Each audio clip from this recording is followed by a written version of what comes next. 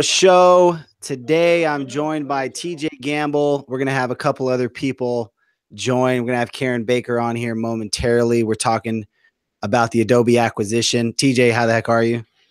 Fantastic, man. It has been a busy, busy day already. Yes, sir. Hey, how's everybody like this mug? Just got it hot off the presses yesterday. Karma's Hero mugs. You can order them at Teespring on the Mage Talk swag store. So check that out. So how much does a mug go for? How much is a Commerce Hero mug these days? $300. They're made out of the finest Chinese porcelain. No, I think they're $15, something like that. Teespring is kind of horrible though, man, because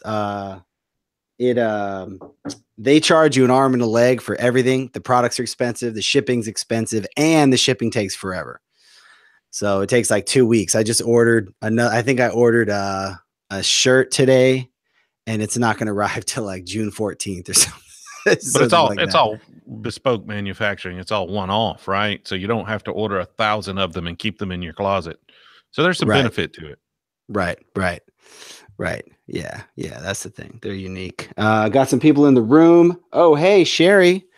Hey, how you doing? Gonna have Sherry on the stream on Thursday, talking about Magento community and a bunch of other stuff. Roger Coolin, Alan McGregor, Eric Heilman, Chris Brown. Hey, everybody. So if you have any questions on the acquisition, me and TJ are certified Adobe acquisition experts. So we'll be able to answer all your questions. Here's my certificate right here. Okay. This is my Photoshop for the web book from 1997 in mint condition. I feel like the value of this is now going up in the Magento community. These may be for auction later. I also have Photoshop Web Magic from 1998. One of my favorites. A little newer, but much heavier is this Photoshop 6 Image Ready 3 hot hands-on training from 2002, limited edition, first run print right here. Autographed by whoever used to own it before me.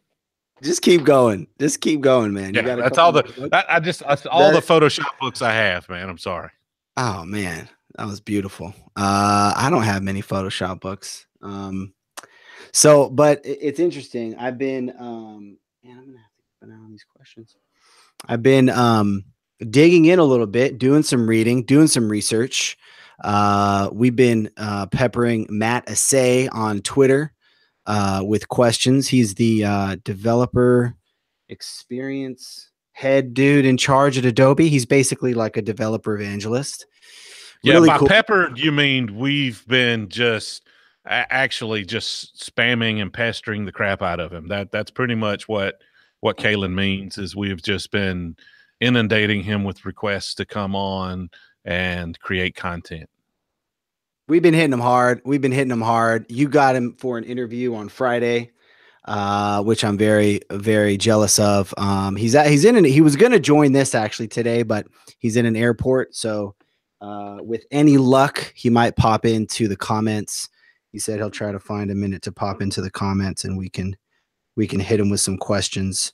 But super interesting dude, really deep background in open source. I was looking at his Twitter feed, and I saw some recent tweets about open source, and I was like, you know what? My skeptical side of me, I was like, maybe he just got into the open source stuff like a few months ago when the Adobe deal started happening, right? So I look him up on LinkedIn, man. He founded this open source business advisory council in like 2003.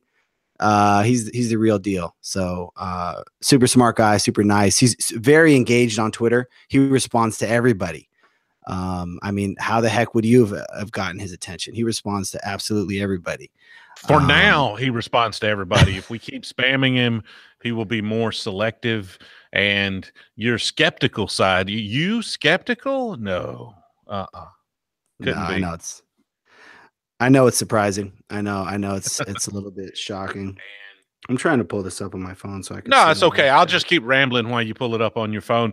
Thanks, Sherry. This is a sponsored laptop. This live stream is brought to you by Mage Mojo and Commerce Hero. Mage Mojo's 360-degree support means you are surrounded by Magento love. Oh, yeah.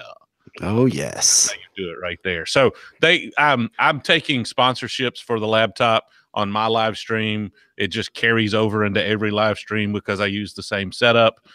They sent me a check. I have Marcia's check. I haven't cashed. I probably should have cashed check before I put the stickers on the laptop, but I didn't. So if it bounces, I'll just live with the consequences.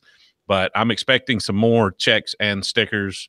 It's cheap. I just the check for next to nothing, so I can call it a sponsorship at this point. Right. No, I appreciate it, man. That's good stuff. Chris Brown asked if I saw his open source question. He answered, I think I did. You asked him like 2 questions. Oh, he answered something about 10,000 years. You said, will open source be supported for the long term? And he said, does 10,000 years count as long term? That was a unique answer. But yeah, it's definitely, and we just got off of I don't know if we can, I don't think we can share any of the details. Nothing really secret was shared, but I was invited to a call with Mark Lavelle and Magento Masters community people. And it was cool. It was encouraging. It was nice to be looped into that. And I think I think everybody's feeling, even Vinay on the call said he was feeling much better about things in general yesterday, feeling maybe a little shocked. And so, yeah, I think people are this has escalated quickly. I have a huge man crush on Matt Assay, and I think everybody's feeling a little bit better about this already, just less than 24 hours later.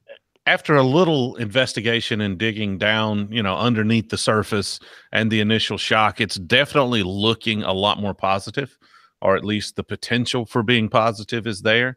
So I think everybody is starting to calm down. I mean, there's some people that'll still be upset for a few days, but people are starting to calm down and say, okay, what does this actually look like? And doing a little more research and finding that maybe perhaps Adobe is not this big juggernaut of open source software killing machine that everybody maybe thought they were. There was a lot of concern, like, well, what successful open source project has Adobe not crushed? And there, a few examples are popping up, and people are starting to see that they have invested heavily in open source, and so maybe this is going to be more positive than negative. Yeah, and we all think of the eBay experience as being like, just saying the word eBay is like conjures up negative emotions in people. But by the way, Alan Kent was tweeting yesterday, and he reminded some people that actually eBay was where Magento got onto GitHub, which I didn't know that. I didn't even realize that. So there's people working behind the scenes at eBay doing great work as well. So we don't want to disparage them too much. And yet at the same time, we all know what we mean when we talk about the eBay days. So definitely a bad taste in a lot of people's mouths from those times, people that have been around for a long time, but Magento has been steadily growing. So there's still a lot of people in the community that don't necessarily remember the eBay days, or don't reflect on it necessarily negatively. I've been dealing with Magento since 2007 when we picked it up in a beta, but I wasn't really plugged into the community during the eBay days. And so it was like the last year of Magento being a part of eBay that we really started trying to become a partner. And let's just say they were not rolling out the welcome wagon for folks like us. But, in retrospect, a lot of that may have been just from where they knew that the future would be different, and that Magento would no longer be a part of eBay, and they were just kind of, putting a pause on welcoming new partners, welcoming new people into the ecosystem until they fleshed out what that looked like. So it's I don't necessarily think bad of Magento eBay combination, but On the flip side, I understand why a lot of people do, and change is always scary. It is. It is. Actually, Miguel Balparda had some interesting tweets on the topic. He was saying, "Look, everybody whining about is Adobe going to continue open source? Like 90% of the people whining aren't contributing on GitHub, aren't actually active open source contributors. So, like, what are you whining about?" What I wanted to touch on that a little bit. It's not a bad point from Miguel, and I don't necessarily think it could be taken a little bit out of context, and he clarified a little bit in his comments, but contributing is an interesting word. You don't necessarily have to contribute to the code to contribute to the success of Magento. Kaylin, have you submitted a pull request to Magento's code? I know you're not putting me on blast, No, TJ. that's a Dang it. question. Uh, I'm going to use you as an example. I uh, think we can use both of us as an example. Is there any code in Magento's core that you have written? it's been a minute. What did I do? I did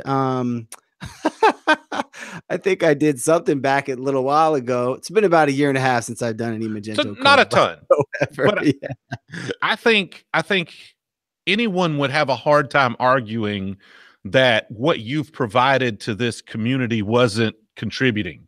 The Mage Talk, the content, a lot of the things around it, with what you're doing with Commerce Hero, you're definitely contributing to the community, which contributes to the platform without necessarily writing code. So I take Miguel's point and I understand that. I just want to make sure that it is clear that if you're going to make that point, make sure you broaden the definition of contributing to more than just writing code. Well, yeah, and by the way, Philip Jackson said it could have been worse. Magento could have been acquired by Shopify. That's true. That would have been much worse. um, but but here's the thing where he has a point is that doing videos, doing content, that type of contribution, organizing meetups, that type of contribution does not require an open source product. So he's right in saying, in making that critique, like all this contribution that, like, there's Shopify meetups, right? There's lots of that stuff. So in that sense, he has a bit of a point there. That said, there are things about an open source community that make it unique and make the dynamics of the community unique, that the way that we contribute to that community are just unique. And so so you could go different ways, but I thought it was a No, it's fair. definitely an interesting point, and I think his point basically goes to, if all you are doing is leveraging a platform to make a living, if all you're doing is making money and not actually trying to improve the platform in some way, then you really have no right to complain about that platform changing and the ecosystem around that platform changing. And that was his point, and it's a very valid and fair point. And I'm sure there are a ton of people that don't contribute to the community, that don't contribute to Magento being what it is. But on the flip side, my point was just, there's a lot of people that contribute that don't do code. And, I definitely, yes, you can sponsor a meetup. You can do a podcast about Shopify. There's a billion of them. Maybe we should go find some and start, looking for ideas for content. I'm all for ripping off Shopify content ideas if anybody's got any. Max, actually, I see Max Pronko in the chat. He agrees with you on contribution. And I think I saw Max's video, and he was making some pretty strong critiques, saying, theorizing that. And by the way, Max, maybe we can pull you on to the stream here to chat for a little bit. I'd like to get a bunch of people on the stream, man, because everybody, I think, is reacting to this a lot. Today's a big day. Yesterday was a big day. So it'd be fun to get a lot of voices in here. Karen's going to join actually in about 10 minutes. She's wrapping up a meeting, so she'll pop on. Yeah, But let's just be careful about having too many people at one time. I've done that. What you want to do is maybe bring people on and give them short segments, especially if you're going to try to marathon through the afternoon. Just bring people on for 30 minutes at a time and rotate guests out. Let everybody have their say. hey, I know how to run a YouTube channel, I'm bruh. just telling you, man. I I'm know. just telling you. What you end No, up no, no. with is a bunch of people just sitting here staring, No, no, and no. then I you're like, totally "What do agree. you think about this?" No, no, no. I totally agree. I do want to have kind of a few people at a time, because it is hard with live streams to have more than like maybe 3, 4 people tops. It gets tricky, but anyway, Max was saying some things I don't necessarily agree with. He was saying that like the shift in community engineering and the push behind it was made all for the purpose of the acquisition, and I don't see like in a negative light like they used that to make a bunch of money. I don't really see it that way. My take on it is like they really believe in the open source. Like I had this realization a couple of weeks ago that like I really think they get it, and it's taken me 3-4 years to get to that point. And seeing all the investment, I talked with David Manners the other day, seeing the massive investment they're making in community engineering. I think they really believe in it. And I'm starting to believe that Adobe really believes in it.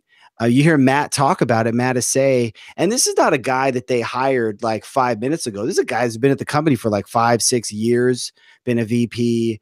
And so, very senior guy. And so I'm starting to think they really believe in it and get it and are excited about it. So I don't see it that way, that it was like, they were scheming to raise the valuation. If anything, I think that, investment in community engineering doesn't really show up on the bottom line. It doesn't really show up on the books when you're, running numbers for valuations. So, that's my take. But Max, we'll see if we can get you in here at some point to, It was definitely in a strong opinion, and I understand it. Always trying to be the optimist. There's also the aspect that you can think about, especially the things that happened recently, and that these discussions to acquire Magento had to take some time, that they've been in the works for a while. So a lot of the things that Magento has been pushing for, yeah, you could take it as they were just trying to get the benefit to increase their valuation. If you want to do that, that's fine. But you could also look at it from the aspect of they're trying to solidify that relationship. They're trying to solidify the community. They're trying to make sure all of these things are in place to protect it during this transition and during this change. So things like the Magento Association and community engineering team and all of this stuff, we don't know how far back these conversations have been going. I mean, obviously Magento has headed this direction for a while, regardless of whether or not they were talking to Adobe or someone else. And so, yeah, sure. I'm sure this definitely contributed to their bottom line. But on the flip side, a lot of the formal things they've done actually protect that and help continue it through whatever Magento looks like over the next couple of years. Yeah. Yeah. And they touched on this briefly, but I'm starting to get excited about, touched on this on the call briefly without getting into detail. I'm starting to get excited about what, they may be able to expand with regard to open source and community engineering with the additional resources that Adobe brings. So they've already been expanding the investment. I mean, I think there was 6 people on community engineering initially. I think there's like 10 now, making a huge impact. So it'll be interesting to see where that goes, and it'll be super interesting to see your stream on Friday with Matt to get more questions answered. Yeah, we've got a lively discussion going in the chat here. I'm getting a hard time about not drinking on Kaylin's live stream. Sorry about that, but you've got to hydrate. We were drinking every time they said, what was it, cloud and experience, and so Right. that was an awful lot of alcohol yesterday afternoon, and so I need to rehydrate today. Sorry about that. Plus, it's pretty early in the day. I mean, it's not too much earlier than I normally live stream, but normally I just do that on Friday, and so you can't drink all day every day. So Well, just trying to pace myself. on this channel, we take ourselves a little more seriously, a little more professional. So, we don't we don't allow drinking on the job here on this particular. We run a professional operation here. And despite the fact that my video quality is not great, I got to figure out this bitrate issue, man. It's killing me. Um, by the way, Sherry mentioned that there are more non-code contributors than code contributors, believe it or not, which is super interesting. Was talking with Sonia about that last week about contributing as a non-developer, and it's important. I think that there's so many ways to contribute to this community. It's a big community, and hey, get in where you fit in as far as contributing goes. Yeah, I'm going to touch on Philip Jackson mentioned earlier, and you talked about this a little bit, that it could have been much worse. Like Magento could have been acquired by a competitor or by someone that has obvious intentions around disassembling what they've built. So the fact that we're sitting here really day one, day two, talking about how this could be positive, and everything we hear from Magento, everything we hear from Adobe makes it seem more and more positive, that it could have been a lot worse. This has the capability of being a really, really good thing for the platform. Obviously, it's a change, and anytime something changes, somebody's going to benefit and somebody's not. And so we still got to see how that fleshes out. Does this hurt the really big players in the space? I think Philip made some great points on the live stream yesterday, that this could hurt the global elites, but also does that trickle down and really end up hurting the smaller players, the smaller agencies, the freelancers in the space? It's yet to be seen exactly how all that's going to play out, but change is always scary. But it looks like, for the most part, at least initially, that this one's going to be, it's going to contain a lot of positivity. Sure, your outlook on whether it's positive depends on how it ends up ultimately affecting you. It does. And what the train of thought I was trying to get back to on the thing with what Miguel said was that, even though we're not necessarily all open source code contributors or non-code contributors to the open source documentation or things like that, people most of the time are self-interested most of the time. And so, if there's a change that it might impact our business or our work or our job, that's what makes people nervous, and that's just human nature. So that's I don't see that changing. We've, as Magento community people, we've been bruised and battered a little bit from previous experiences, so I think rightfully a bit anxious, but I'm impressed how quickly things are turning around. I mean, as far as at least my perception, some different people's perception goes, Adobe is a software powerhouse. I think about the cloud stuff. I don't know too much about Adobe's offerings, to be honest. I don't get the whole Experience Cloud thing. If somebody could explain that, that'd be magnificent. But they have I'm assuming they have some pretty significant cloud infrastructure. Do you know what they're on, what their cloud stuff runs on? Are they on AWS or? I've done zero research on Adobe, their offerings.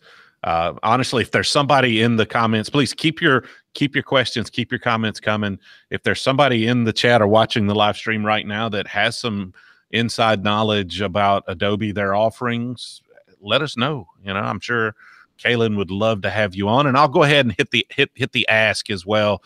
Kaylin won't do it, but this channel's got 292 subscribers. Let's get it over 300, guys. Hit the thumbs up button on the video. Go ahead and subscribe to the channel. Tap the notification bell so you'll know every time Kaylin goes live here.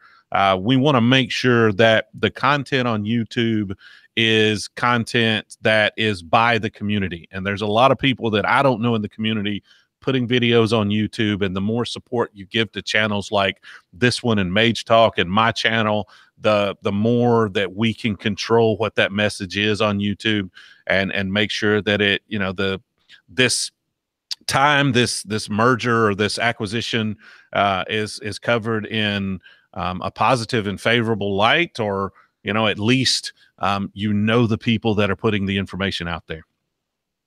Yeah, absolutely. I'm reading through some of the Reddit comments, and actually made me think that Mattis should do like an AMA on Reddit. I think that would probably that would, because if you think we're pessimistic, people on Reddit are super hyper pessimistic. But that might be cool, man, because he digs right in, man. He responds to people. He's funny. He gets into specifics where he can. So I think that would be helpful. One question that I saw on Reddit, which is something I thought about, is has Adobe ever bought a company and maintained its open source status? Did I already talk about this? I'm getting mixed up with what I talked about on the video I Just talk about recorded it again, man. Just this do it morning. again. I Just did. go ahead I and do did it already again. talk Yeah. about No, it. I don't think you've talked about it. Just talk about it again. I don't, who cares? This is your Okay. stream, right? I do whatever I want to do on this stream. So I was looking at the list of acquisitions that Adobe has made, trying to wrap my head around it, and there's a whole bunch of them. Um, and I was thinking to myself, have they ever acquired an open source product or community in the past? Because everything they've acquired, Dreamweaver, all those things are all closed source. So I'm thinking to myself, what's an example of they've made so many, they've made probably 30 or 40 acquisitions over the years.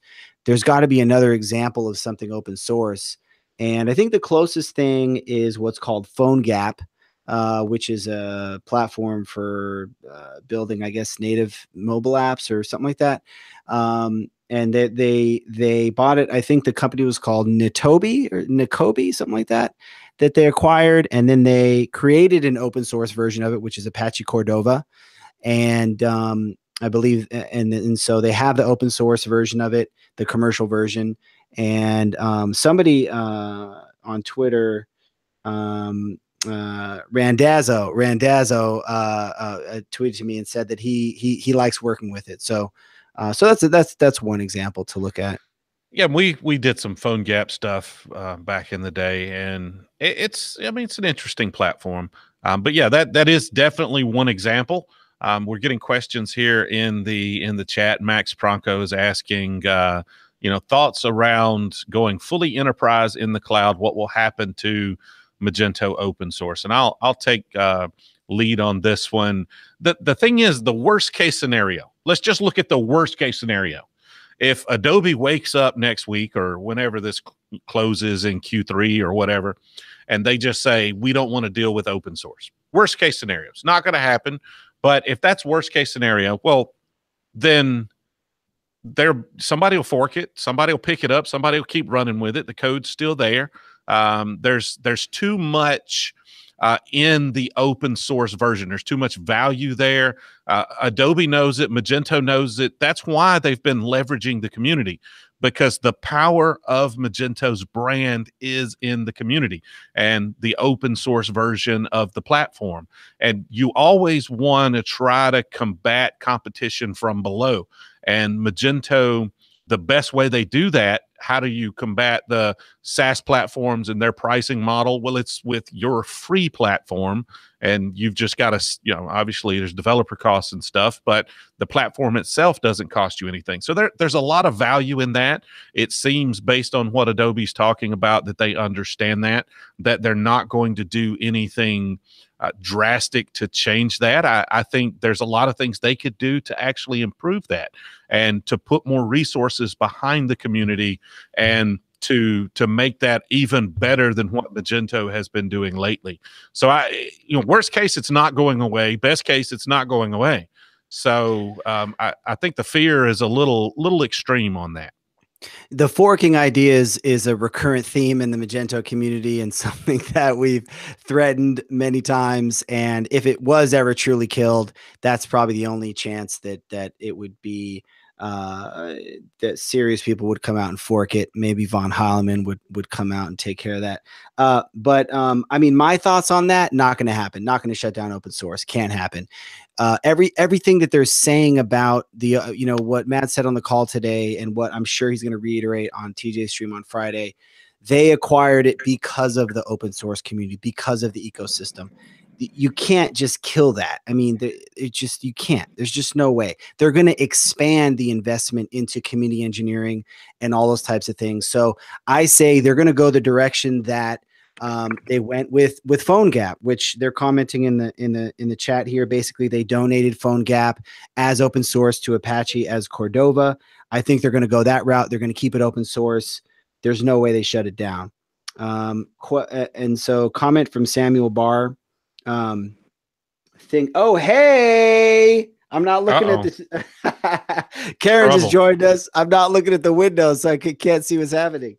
What's up, Karen? I'm sorry I'm late. I had another meeting and I just couldn't move it. Hey, so you're never late. You can do whatever the hell you want. You're Karen Baker. Well, isn't this like an hour and a half marathon anyway? So, I mean, I could just drop in, drop out, go and have lunch, come back. You guys whatever you want to do. Yeah, we're going to marathon this all day long. I feel like it's necessary. I want to get a bunch of people in. So, yeah, we're going to keep it nice and casual. I got a question, like, because I feel like I don't have all the information. I'm kind of stupid about live streaming. So you're like going, oh, I got a message from so-and-so. Like, where are you reading that? Like, where should I be looking to see this? So what I do is I just pull it up on my phone and then go to my Twitter account, find the YouTube link, open that up, and then just pause the video, and then you can have it in front of you on your phone. Oh, actually, I think I blocked you on Twitter. Hang on, let me just unblock it. Damn it, Karen. Karen, I just DM'd you on Twitter the link to YouTube where you can actually see the live chat that other people are talking That's so about. Cool. I can play it as well. Why you gotta troll me so hard on my channel, Karen? You're making my feelings hurt. I think before we continue, we just need to backtrack to Imagine and discuss how you decided to tell everybody that I was ignoring you. I told like 4 people because you literally I was standing next to, I think it was Adam Randazzo, the Randazzler. And you walked right up to him. He said, "Hey man, see you at the party tonight." I was right next to him, and then he just walked away. And, but you had look, I've got a really, really bad memory, and so I did. But it wasn't I forgot you, because I know you are now. I'm really bad at remembering people's names, so I kind of silo. I walk around with blinkers on because I worry about not being able to remember somebody's name, and then I'm also really bad at recognizing people. So you had this kind of little beard going on, and yeah, even now I'm struggling to recognize you. 15 minutes in, you're still not sure this is actually me. Yeah. So how are you, TJ? Fantastic. It's been a let's just say I was gone. I've been out of the office for the last 2 weeks, and I thought this was going to be a nice leisurely week in the office before I have to go to the Netherlands to have an awful lot of fun there. So have to, I guess, is an interesting term to use there. But I get to go to the Netherlands next week. I thought this was going to be a leisurely week, and then this happens. Yeah, so it's not good. But it could have been last week, right? Yeah, it'd have been worse last week. I was actually taking a little time off last week, so that would have been really bad for me. I wouldn't have been able. I'd just been in the dark for a few days. I'm just going to try to get professional and put some earpods in because I figured there might be some bounce back. Yeah, that's good. It's a good call. Yeah, Sherry says there's no such thing as a nice leisurely week in this community in the chat there. So yeah, I'm sorry. I'm still kind of new. I'm learning. I feel so bad for Sherry, man. She has to respond to all this madness. She has to compile it on the weekly roundup. And we do nothing but give her a hard time despite her tireless labor and love for the community.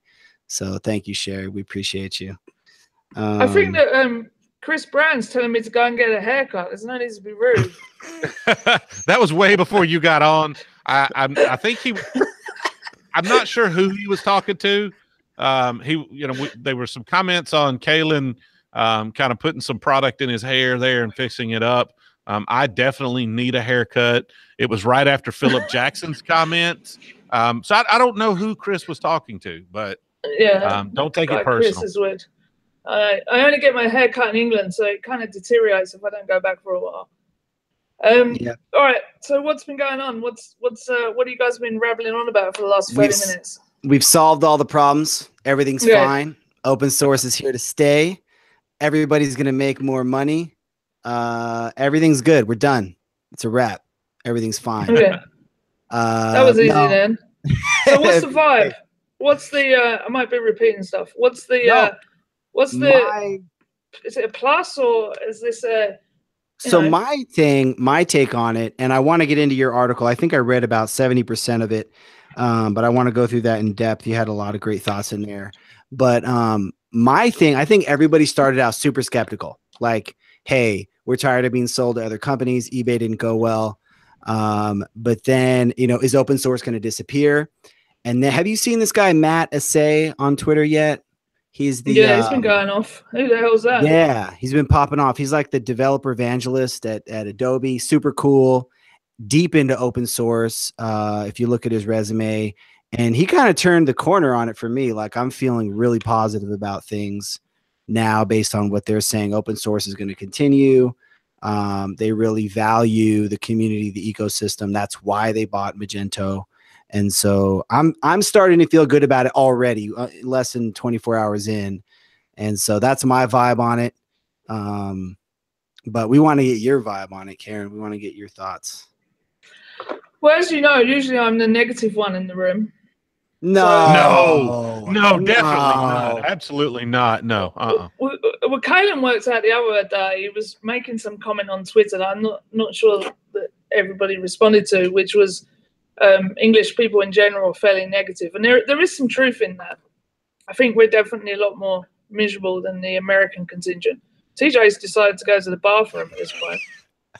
That's the beauty of having three people on. And he's gone. See, you got to go call me out like that. Man. See, I'm going for water. I've been on here for 40 minutes. I'm listening. I still have my headphones. See, she's not real good with this live stream thing, right? That's why you talk, why I go, and we look out for each other. And now I'm gonna have to call you out next time. It's not very inclusive, is it? A woman starts talking and you walk away. I can hear. I figured it was going to be negative, so I was just going to try to distance myself from the microphone. You got to let the man go to the bathroom. Let the man go to the bathroom. In case it reverberates over to you. I've been living in America for 5 years, so I'm getting there on the whole positive front. Like I'm drinking the Kool-Aid. I think that when we went to, you must remember this, Kayla. I don't know if you were there, TJ. When we was at Hard Rock, do you remember that? Go back to that time, right? Yep. Do you remember? Was you there, TJ? Remember there? I think he's in the bathroom. Oh, he is in the bathroom now. Well, that was a really interesting time because do you remember we went in and it was all very enterprisey. There was a lot of suits walking around. It was very serious, and I felt at that point that the community was getting forgotten. Like, that was my view. Like, I think that was when Mark Lavelle just joined. I could be wrong on that, but I think it was one of the first times I saw him. And I remember talking to him and we're kind of bashing him. And I think he kind of wondered what had hit him. He was like, his response was like shock. But I don't think it was just the shock of me bashing him. I do think there was an element of a lack of understanding of the ecosystem and community at that point. I can't remember if it was that year or the year before. I think it was that year. Was that the year that they started removing all the Magento kind of branding from the event? Okay. Yeah, that was it. Yeah. So it was very much about eBay Enterprise and this kind of stuff. And then we were kind of walking into this split and stuff like that. There was a lot of negativity around that time. That was the time when what's that guy's name? The PayPal guy, Craig Heyman, kind of, he really had to step up and say open source is still a thing, right? Like, you can't beat it. And he also was the guy that was talking about, let's change, what should we call Magento? I remember that. And it was like, well, hey, why don't you just call it Magento, you bloody idiot? But there was, why were we having that discussion, right? And I feel like that if you look at the Imagine that just happened, their timing is great because we walked into this Imagine and the community message was stronger than ever. I don't think we've ever seen a stronger community-focused or community-driven Imagine than what just happened. Absolutely. And I'm not just saying that. I actually truly believe that. Right? I am paid to say that. So I think that they understand what the ecosystem brings. They understand the power of it. I think engineering has proved that. Over 24% of the code is contributed from the community. If they want to close this down, that's a big jump for them to make in the short term. I think what we need to see is them. The problem that we could have is how fast can Adobe come up to speed, and does the management team just walk away? Because Mark Lavelle's a pretty rich man at this point, and so are quite a few of those people at the top, and that would be my concern. But overall, I think if we can keep running and keep the momentum up that we've got right now, and it's business as usual, then I think we're going to be in a good spot to take on the Salesforce kind of market, and possibly down into the Shopify Plus market, because I think that they're going to have a lot of cloud concentration there. Yeah, I think that I'm assuming Mark sticks around for 2 more years. And I mean, you're right. The people that have made some money on this have made some money, but Mark had made money before this, right? So I think he's in it. And it took me a while to realize that. Like, I think he's in it because he's excited about it. But I'm assuming he's here for 2 more years. And then the biggest question mark to me is who's going to take it over? Who's going to be the person on Adobe side? I'm much less impressed. I will say I was reading one of the blog posts, and the guy who wrote it is the person that Mark Lavelle is going to report to on the Adobe side. I can't remember his name. He's some kind of SVP, but he's just very businessy guy. I was like, I looked up his LinkedIn, as I'm wont to do, and investment banker, and then became, he's like more of a business guy. Whereas like this Matt Assay guy, I'm in love with. He's just a hardcore open source dude. So anyways, it'll be interesting to see who takes over for Mark. Just when I was starting to really think like, dude, Mark is a total badass. Like, I love the direction he's taking things. I'm wondering who's going to pick things up when it's transition. I think that's the problem that you get, and that's what everybody's worried about. Is like whenever you get into these large corporations, like you only like is Mark.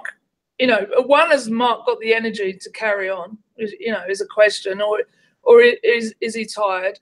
Secondly, can he get the message across and find the balance between, the ecosystem and the open source aspects and the business? And I think that in general, Mark has found that balance up until now. I'm not sure that all of his decisions are completely sound, but I think that one of the problems that Mark Lavelle's had, and I spoke about this at Imagine, is that because of the lack of cash that they've had in real terms, they've really had to concentrate on the kind of the short-term aspects. And I think that maybe with the injection of capital from Adobe, they can take a bit more of a long-tail view on this, and that might actually be good for the ecosystem. You've seen it with the likes of Amazon, right, where they didn't make a profit for a long time. They didn't need to, but they had a very clear strategy around that. And I think that, potentially, Magento now with this extra injection of capital could take the longer term approach and actually even open this up more than they are today. Because I think that some of their business decisions, certainly around partnerships, were focused primarily around, capital injection as opposed to what was best for the ecosystem. And maybe now they can revisit some of those. Tear up some contracts, Magento. That's what I reckon. Do we want to get into any specific contracts they need to be tearing up? We want to go there? No. I mean, I'm just throwing things off the top of my head, but maybe some shipping integrations. What do we have in mind here? I think what you have to do, if you really want to create a great e-commerce platform, right? The thing that we've proved in this ecosystem is that small, large, medium-sized developers, those with backing, those without backing, like give them a playing field, right? And then watch them excel. And that's what Magento needs to carry on doing. If they can do that, then they're going to excite the next generation of developer, the next company, the next person that's going to bring some major innovation. And that's a true ecosystem to me. If they block that out and they make it closed, what you're going to end up with is another Salesforce. And that's the concern that I would have. I don't think that's going to happen, because I think if this starts going downhill, I think the Magento community right now is strong enough and big enough where a lot of SIs and a lot of tech partners will just go, let's fork it. And I think that if it really starts going downhill and it really starts looking like the eBay acquisition, how that went, I think that there will be enough of a momentum to do that. And I think that Adobe is going to be scared of that happening, and they're going to want to keep this community engaged. So I don't see that happening. But it's actually kind of the whole forking thing, which I really don't think is going to happen. I think that Adobe's going to continue it on, but it's kind of exciting to think about, like, if we had to do that, like if they killed it and like the community had to rally together and like and fork it and like go full on with it. I mean, it'd be a nightmare from a marketing perspective. I mean, if you think competitors are hitting Magento now about the M1 to M2 upgrade, imagine what it would be like if, you know, the company itself stops sponsoring part of the product. But there's something kind of cool about that. Like, it'd be kind of a cool challenge for us all as a community.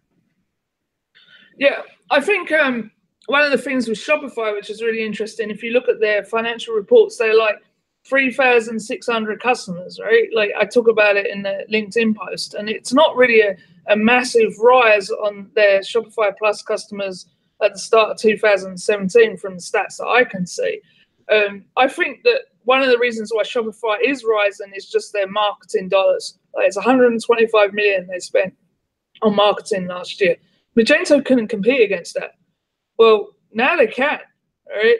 And like, we know that technically the product, you know, is much more advanced. I think if that message can be got out more and more, if you go back like 2 years, Magento was terrible at marketing.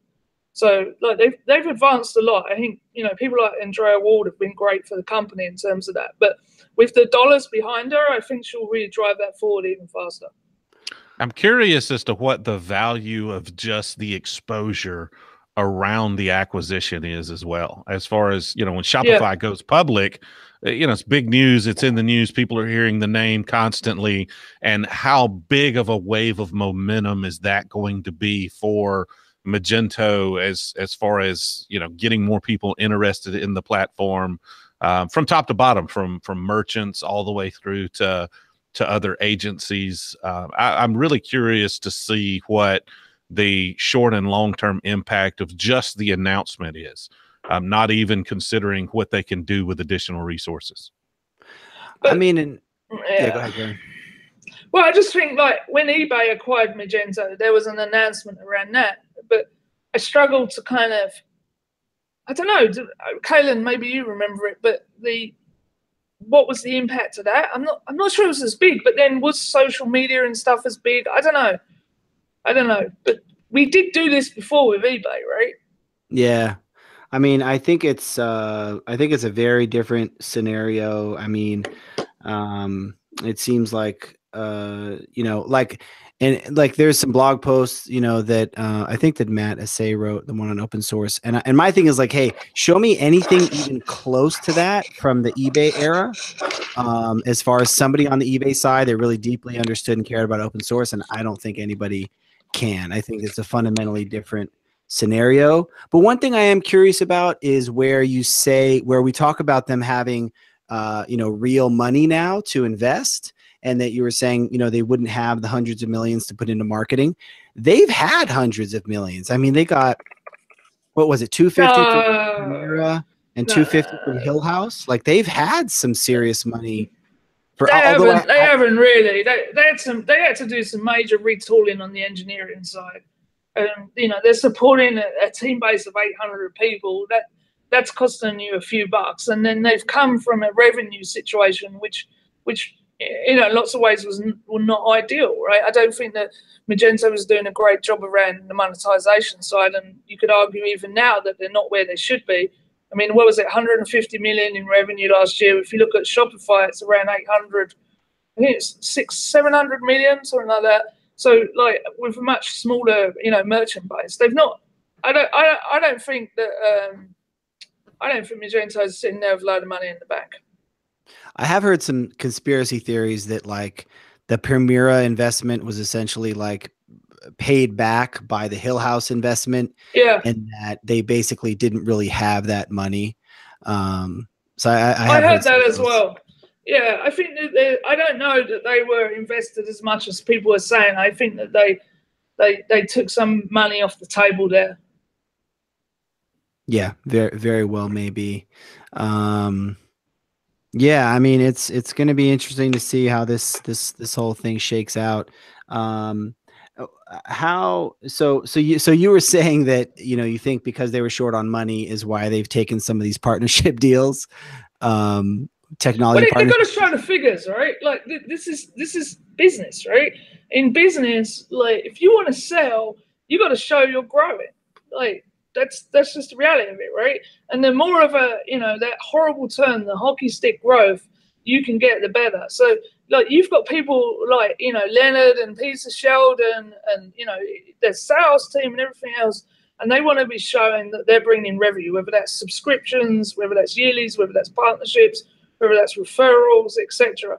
And like in order to get your biggest valuation, you've got to show some cash, right?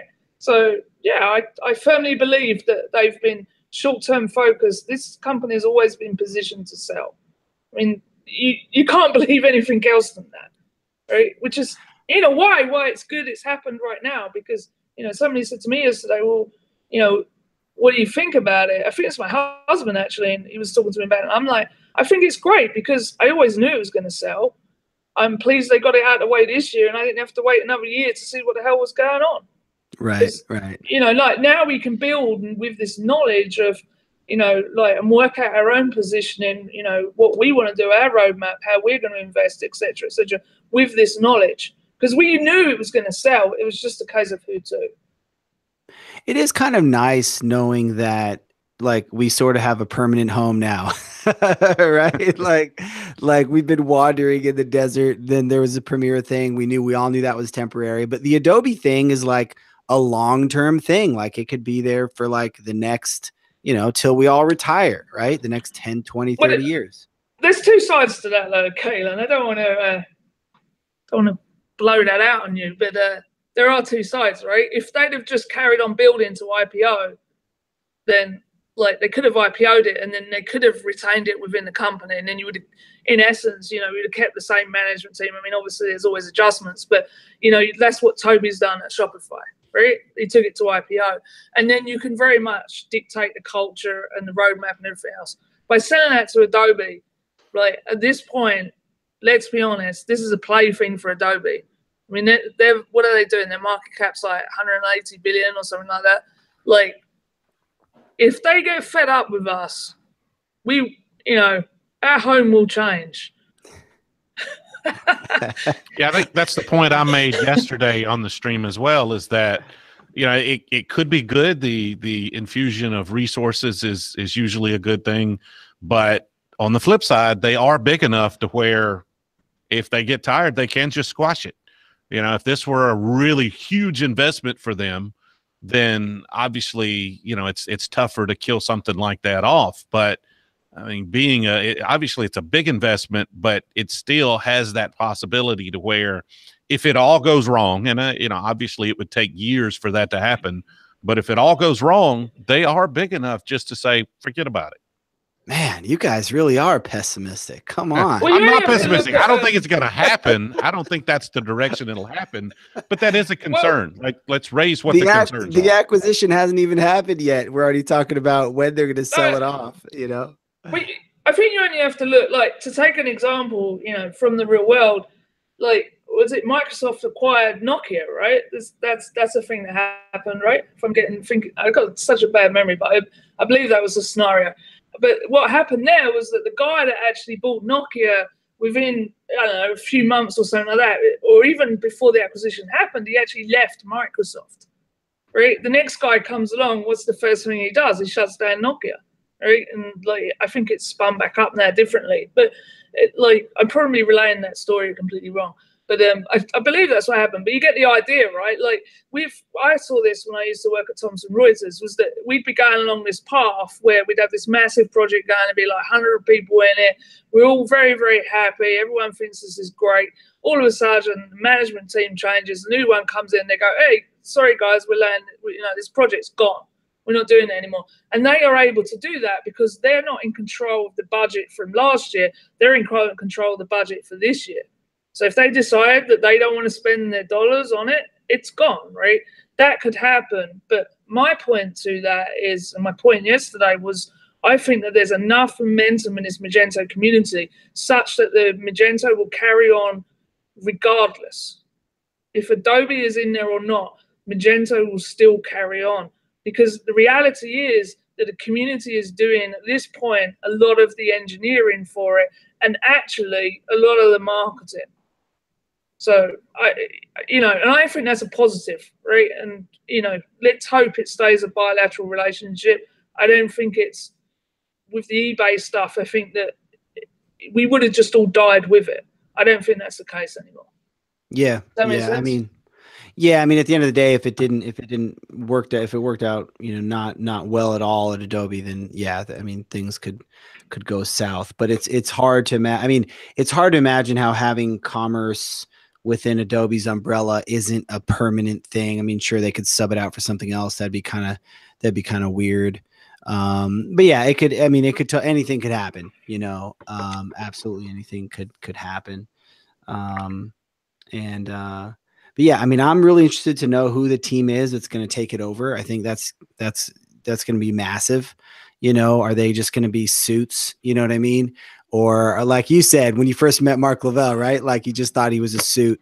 Or you said there's a lot of suits at the conference. That's how I thought initially.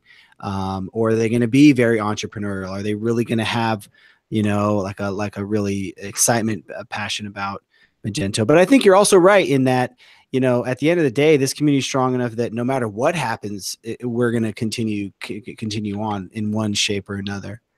Yeah, and I think the nice thing is that, like, there's people like Sherry, Ben, there's David Manners, James Zetlin. There's these characters in the community which are also in Magento, which will keep them honest, right? They'll be shouting pretty loudly. And I think that those people are now highly experienced, highly respected, both inside and outside. And I think that their weight will actually carry quite a lot. So, expect some stiffness at the next conference, but it won't take long for us to shake them down. By the way, keep your comments coming in the chat, folks. If you have any questions, anything you want us to touch on, we'd love to hear your opinion on things. Be sure to hit that subscribe button while you're here. Thumbs up the video. You might as well. You've got nothing else to do. You're sitting here wasting an afternoon watching us talk about whatever. So hit the buttons. Thank you, TJ. So Karen, you brought up the topic of the integration partnerships, and you've mentioned that on a few occasions. Obviously the Tamando deal. I don't know if they compete directly with you, indirectly ish, but you've mentioned that on a few occasions. So I'm curious to get you to flesh that out a little bit. Because you got bundled into BigCommerce, if I recall, right? And so, yeah. That's kind of the holy grail for any extension plugin company is to get bundled. And so what are your thoughts? Like, what's your critique on why that was the wrong move? I mean, I can't talk too much about it because, I got NDA after NDA on that one. So I can't really talk too much about the specifics of what happened there. I'll just say that actually that deal was pretty good for us because if nothing else, it showed people the value of what we did, and actually, in a way, kind of helped us explain what we did, right? But there certainly was not a competition. I wouldn't say that we've had more customers come in by 100% margin on what's gone out. So we definitely don't see that problem. But and that's not me being arrogant on it. It's just the reality of the situation. Like there's a number of players out there, and I don't want to cast these in that shadow, but there definitely are people out there that will just pump up, get VC, blow up a company, sell it, and everybody else pays the consequence of that. And I think that there's companies that I hope Shipper HQ is in the camp of where we're a real living business. I like the fact we've been profitable since day one. We're serving the merchant, and maybe I'm not saying that we're perfect. I don't think anybody's perfect, but we have a go and we care, and I think that counts for a lot. I think this is the thing about with Magento. It'll be interesting to see how much they open up the partnership side and the marketplace, and really work on the, you know, those aspects, because I don't really think they have a clue about the money that's in the ecosystem, the what they could be getting against what they are getting, and how if they played, you know, if you can create a playing field for developers and innovators to sit on, then look at what we can create, right? And like you've proved this with stuff like Commerce Hero, right? You've got like Indeed and, you know, what is it, ZipRecruiter and all that kind of stuff going on, and you know you're smashing it in this space, right? And at the end of the day, who are you? You're just a guy in his room. But like literally that, you know, but you know what I'm saying? Like that's where it's different now. Like technology has changed to a point when you don't have to have a massive infrastructure underneath you in order to play the big boys game, right? You don't need to have millions and millions of investment to get out there, put a product out, and get customers in using that and grow from that and build and expand and build that expertise, etc., etc. And I think that if Magento fully opens their minds to that, right, and works out, and they haven't worked it out right now, works out how to monetize that correctly, I think that they'll find that there's far more income in that marketplace than they're ever going to get from these partnership deals that they're doing. Because the reality is with those partnership deals, in a lot of cases, these people are playing to get in there just to sign off a few massive enterprise deals, right? That's what they're in there for. And they don't serve the ecosystem as a whole. I mean, like that's what I've seen. But what I think you do is you just keep opening it up. Like, I don't think it was a good move, like kicking out Avalera. I think that, like, if you think about Avalera, they have a massive traction.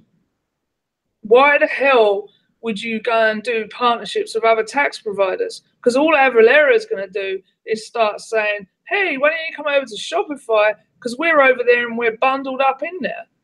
And that, like, I don't know that Magento has fully appreciated the knock-on effects of what they're doing with the extension partners and the technology partners. That's just my feeling. They focus a lot on the SIs because the SIs bring them immediate revenue.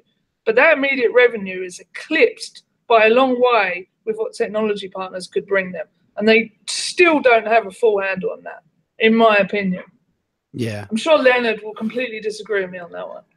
Right. So then I totally see what you're saying. Like essentially picking, you know, for them to pick winners and losers in the market, you know, sort of hurts the market dynamics ultimately of the marketplace and makes it worse for everybody. So then like, is the same true if you're getting bundled with big commerce? Like, do you think that hurt that marketplace? No, I think the difference with big commerce was that they weren't an open source play. There wasn't an ecosystem. It's a completely different product. I don't think that you can, you know, compare them as being like with like. And also the reality is everybody's going to take the opportunities wherever they arise, right? In general. I mean, we were never going to go in as a premier partner with Magento when they started calling that product Magento Shipping, because there was a branding issue there that we just couldn't overcome with them, right? Like we didn't like that, right? But I think that the big commerce products and the Shopify products are very different. Magento was sold on being an ecosystem where it had infinite possibilities. We were told for years to climb mountains, to think differently, to lead the charge, to do all this stuff. And that's exactly what we did. And then if they then close that down on us, it's like, hang on a minute. Last year you told me to go do this. I just put my whole life on the line for you, which is what some of us have done. I think that when they're making those kind of moves, yeah, you're going to get fed up. And yes, I was fed up, you know, because like for a long time we held up Magento. Let's be honest. Like we literally held up Magento whilst eBay was screwing around with it. This ecosystem held it up. And even today, I would argue this ecosystem holds it up.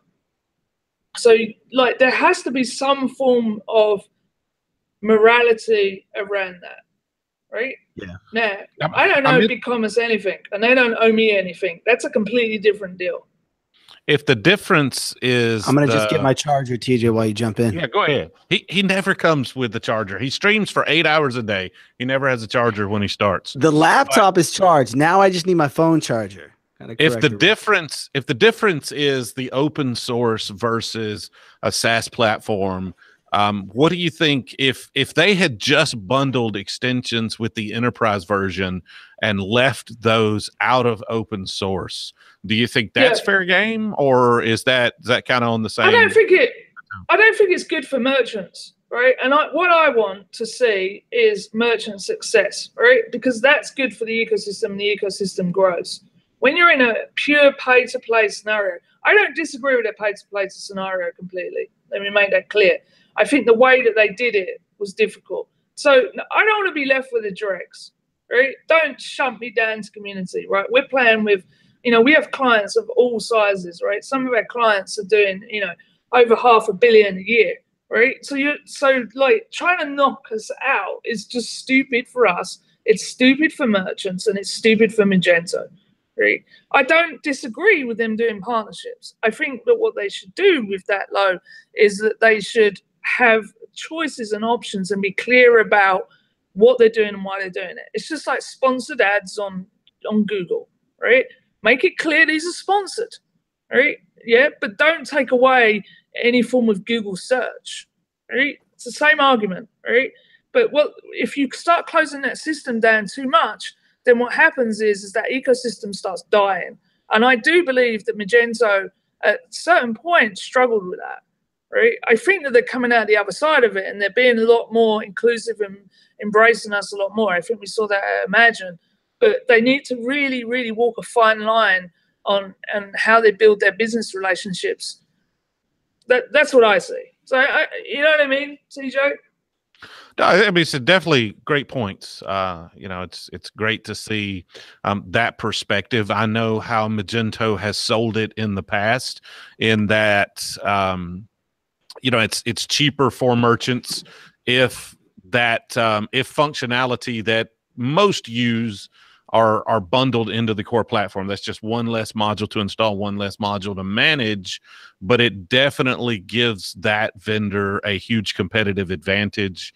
And it's hard to make that argument when they're throwing things in there that nobody ever uses. They're not. Hardly. There isn't a product that fits all, right? And anybody who says that is a liar, right? Like, you can't go and say Avalera fits all. You can't say TaxJar fits all. You can't say Vertex fits all. What you should be doing is you should be monetizing on the pie wherever the pie is. That's what I think. And I think that they're making fundamental wrong business decisions there, because they don't fully appreciate that there's the ability to monetize. They've not quite worked out, in my mind, how to fully monetize the Magento marketplace. Once they figure that out, I think the penny might drop with them that, oh, shit, right? There's a load of money over here, and we're just completely ignoring this right now. So how do they monetize it?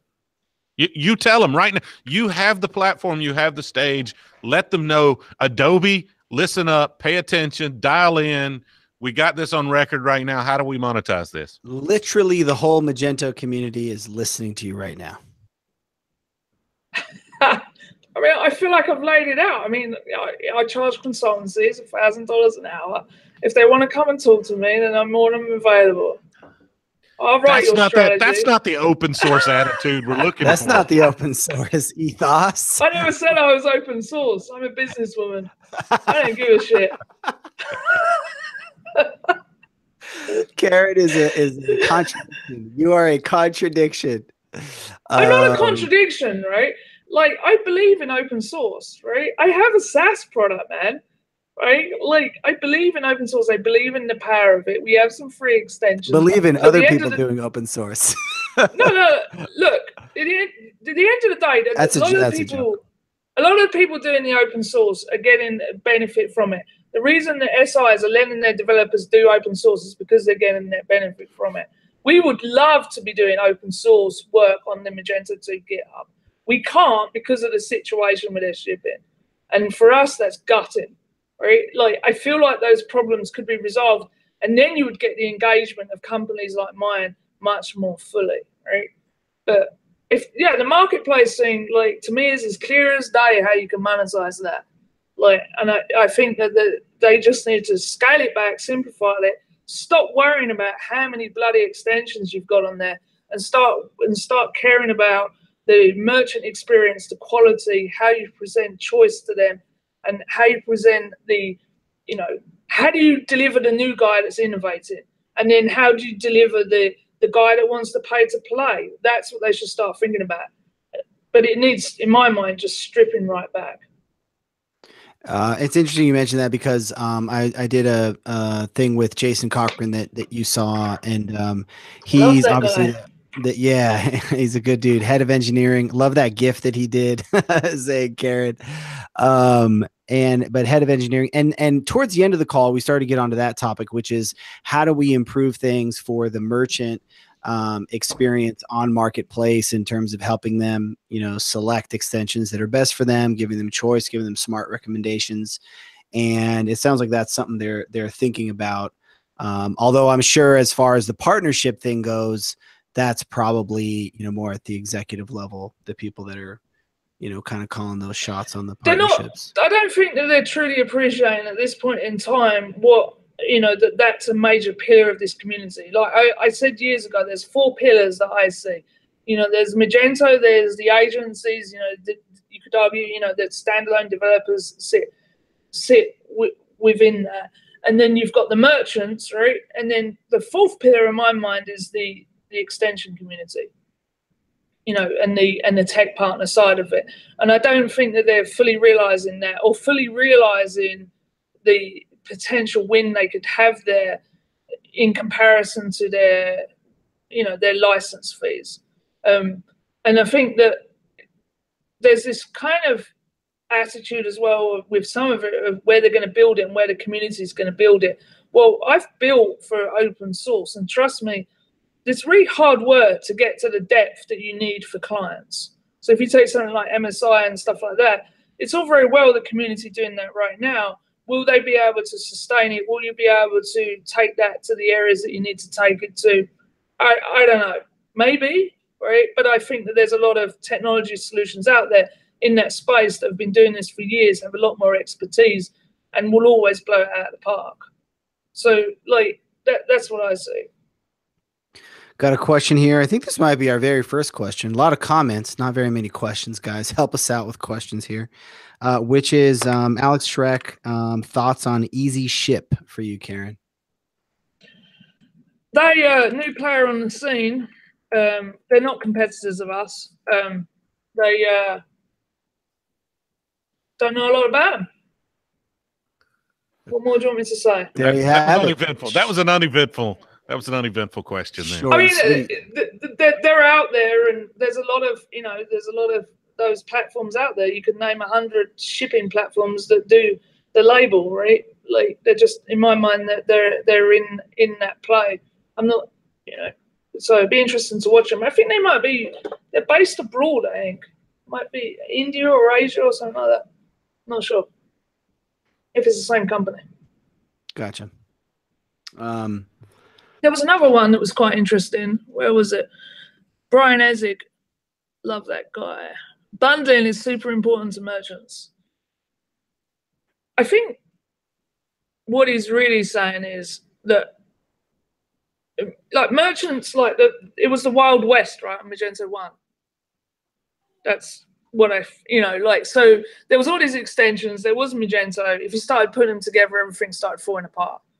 And that they wanted to solve in M2. So what he's saying is that bundling is super important. I think that having choices around how you bundle is important. So I would equate it to being like if you go to a hosting platform where you kind of get your domain name and you step through and you go, I want this, I want that, etc., etc. And then at the end of it, what pops is your little solution. That's what I think Magento should kind of be doing in an ideal world. Hard to do though, right? Yeah. Some of these things are difficult to execute on. By the way, we're going to see if we can pull Eric into the stream, share some thoughts. Perhaps Eric Heilman.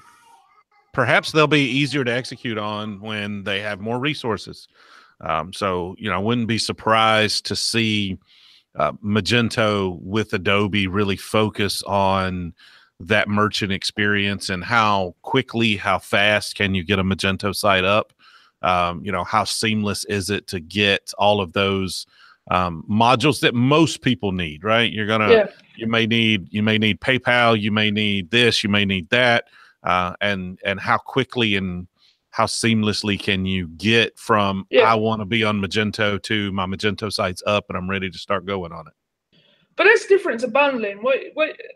If you go on WordPress, right, they solved this years ago, and it astonishes me that we still haven't solved this on Magento, which is I want to, install, uninstall, play with a demo, try it out, and I want to be able to do that easily from the marketplace.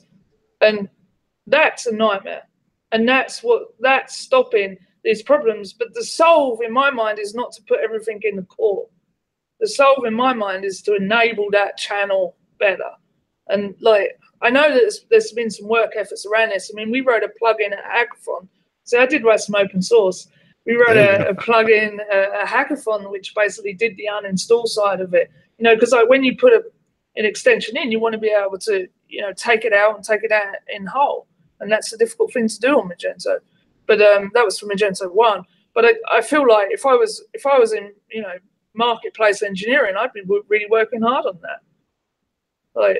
Stop worrying about search field. Let's go fix that right now. Absolutely. You reckon, TJ? That would help you, right?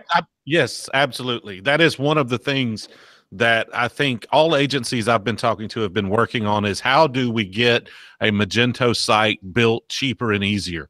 And, the cost of Magento 2 development, any platform, when it's brand new and people are not as experienced, your tooling's not there, then, there's no substitute for 9 or 10 years experience on Magento 1 other than getting experience in building tooling. And if Magento were to provide the mechanisms to make it simpler and easier to manipulate the platform, through means, whether it's some sort of, wizard or some sort of GUI interface or some way where merchants themselves have a little more control and or developers save a lot of hours. And I get what you're saying, instead of pulling it into the core, instead of having, Vertex in the core, could you check a box and it's included in your build, but then perhaps it's, or if you didn't include it, it's not there. It's just less code for you to maintain. I definitely get the argument, and hopefully we continue to see strides in improving that experience. So we got some questions coming in. Ben Roby, number one, who would win in a death match between myself, TJ, and Karen? Absolutely, definitely. Karen. I don't have any doubt whatsoever. She's ruthless. She would kill us before we even knew we were in a fight. She'd make quick work of us. That's for sure. I'm from Essex in England, so we know how to look after ourselves. Is all I'll say. She's got a switch knife on her right now. Tink Taylor, Tink from Mailer, he tells a great story. You should ask him. I'm not going to repeat it. He might. He tells a great story about me being a bit of a bouncer one evening for him. Nice. Question from Alan McGregor. How do you think that the Adobe acquisition will change the ecosystem, the focus on Magento? From my perspective, they will focus a lot more on larger merchants and B2B. So that's a question for you, Karen. Yeah, I think that'll be interesting to watch out. And I think that Alan could be right. I think that I think that there's a lot of talk of the cloud, right? And I reckon that they're going to go after Shopify Plus as well. So I think that there'll be two tracks going on. One which will be, continuing the upmarket kind of march, which Alan's talking about, B2B, etc. But I would hope that they're going to. This cloud thing is a highly profitable business, right? And I would hope that they put enough investment in order to move that one along as well. And from everything they've said, I think they will. By the way, speaking of cloud investment, we got Eric in the room here. Eric von Heilman, CEO of Mage Mojo, and been in the community for Oh, quite Jesus. a while. Hi, And, Karen. I mean, I'm not sure I want to be on a call with you and Kaylin. why is that? I mean, the politics around this. Oh, okay. Jeez, man. I've got am Mage Mojo saying- stickers on my laptop, so we're all in this together, I guess. That's No, bad. I'm out. I'm like That's very bad. well, yeah, I'm sitting on like way on the fence with this one, guys. I got little relationships to worry about here, there, and everywhere. I'm not getting involved in your little arguments. I will ask you a question though, Eric, if you want. Yeah, please. By the way, Eric, I think your microphone situation is a little crazy. Do you have like a headset on or something? It's a little. Yeah, I do. Can you hear it okay? No? That's better. I'm not sure. It got better. Yeah. Okay, cool. Okay. Karen, shoot. Yeah, go for it. I wrote a blog, and one of the things I said, and I think Alan McGregor said this as well, is like, you know, the impact on hosting companies of, you know, what's happening, and the very real threat to the on-prem solution, which I know, you know, and I sympathize, right, that this has a massive effect on you, and what Magento's done with the cloud stuff in the past year or so has also had a massive effect and will continue to do.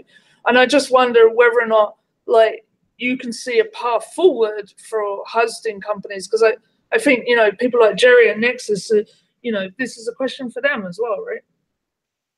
Yeah, I see a path forward. I think community is a lot about being able to run it yourself.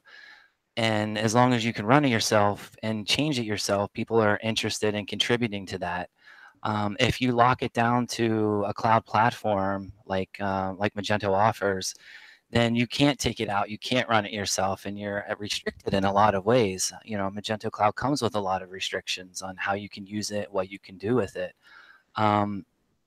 I don't see it as a really big threat. Now for us, we've evolved, so we moved past the whole virtual server, what's considered cloud, where you take virtual servers and connect them to storage, and that's very much a dedicated server type approach, where you have physical resources dedicated to a customer. What we've built is a fully auto-scaling horizontally cloud using Docker and Kubernetes, and I think that's the future for how to run Magento. But as far as like supporting it goes, that's something that Magento's never figured out, not even on their own enterprise licensing sales. They've never been able to support it well. So I think the support behind it is a huge, huge factor in hosting providers continuing to survive. So as long as we can do support really well and we can offer innovative products, I think we can continue. I think, oh yeah, go ahead, Karen. I just on this, I think, you know, when we talk about, you know, we come back to shipping sometimes, but I think if you think about partnerships, this is the one that's probably been most impacted by the decisions made at the top.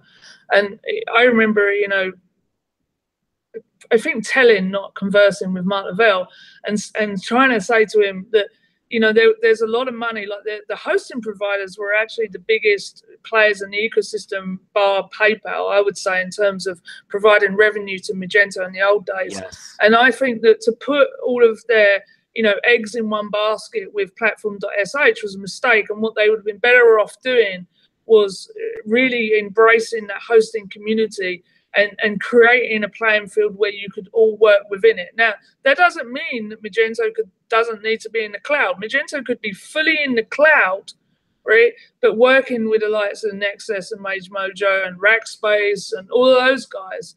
And there, in my mind, is they would actually be advancing quicker, furthering their revenue faster, because it comes back to this: take a piece of the pie wherever the pie is and enable that ecosystem. And I think that is fundamental to the core of what Magento is about. And I believe that with that hosting solution they've done, regardless of whether it's good or bad, I have no idea. I think that they've decided to close that system down, and that is a shame, right? It's a shame for SIs. Yeah. It's a shame for you. I mean, Nexus was hit like a lot harder than we were, because Nexus relied on enterprise partnerships to get a lot of those big enterprise deals.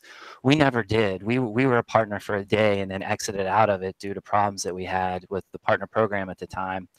And we've never relied on that relationship. You know, we've marketed on our own. We've acquired customers through word of mouth. So we were never really reliant on Magento to send us referrals like the other partners were.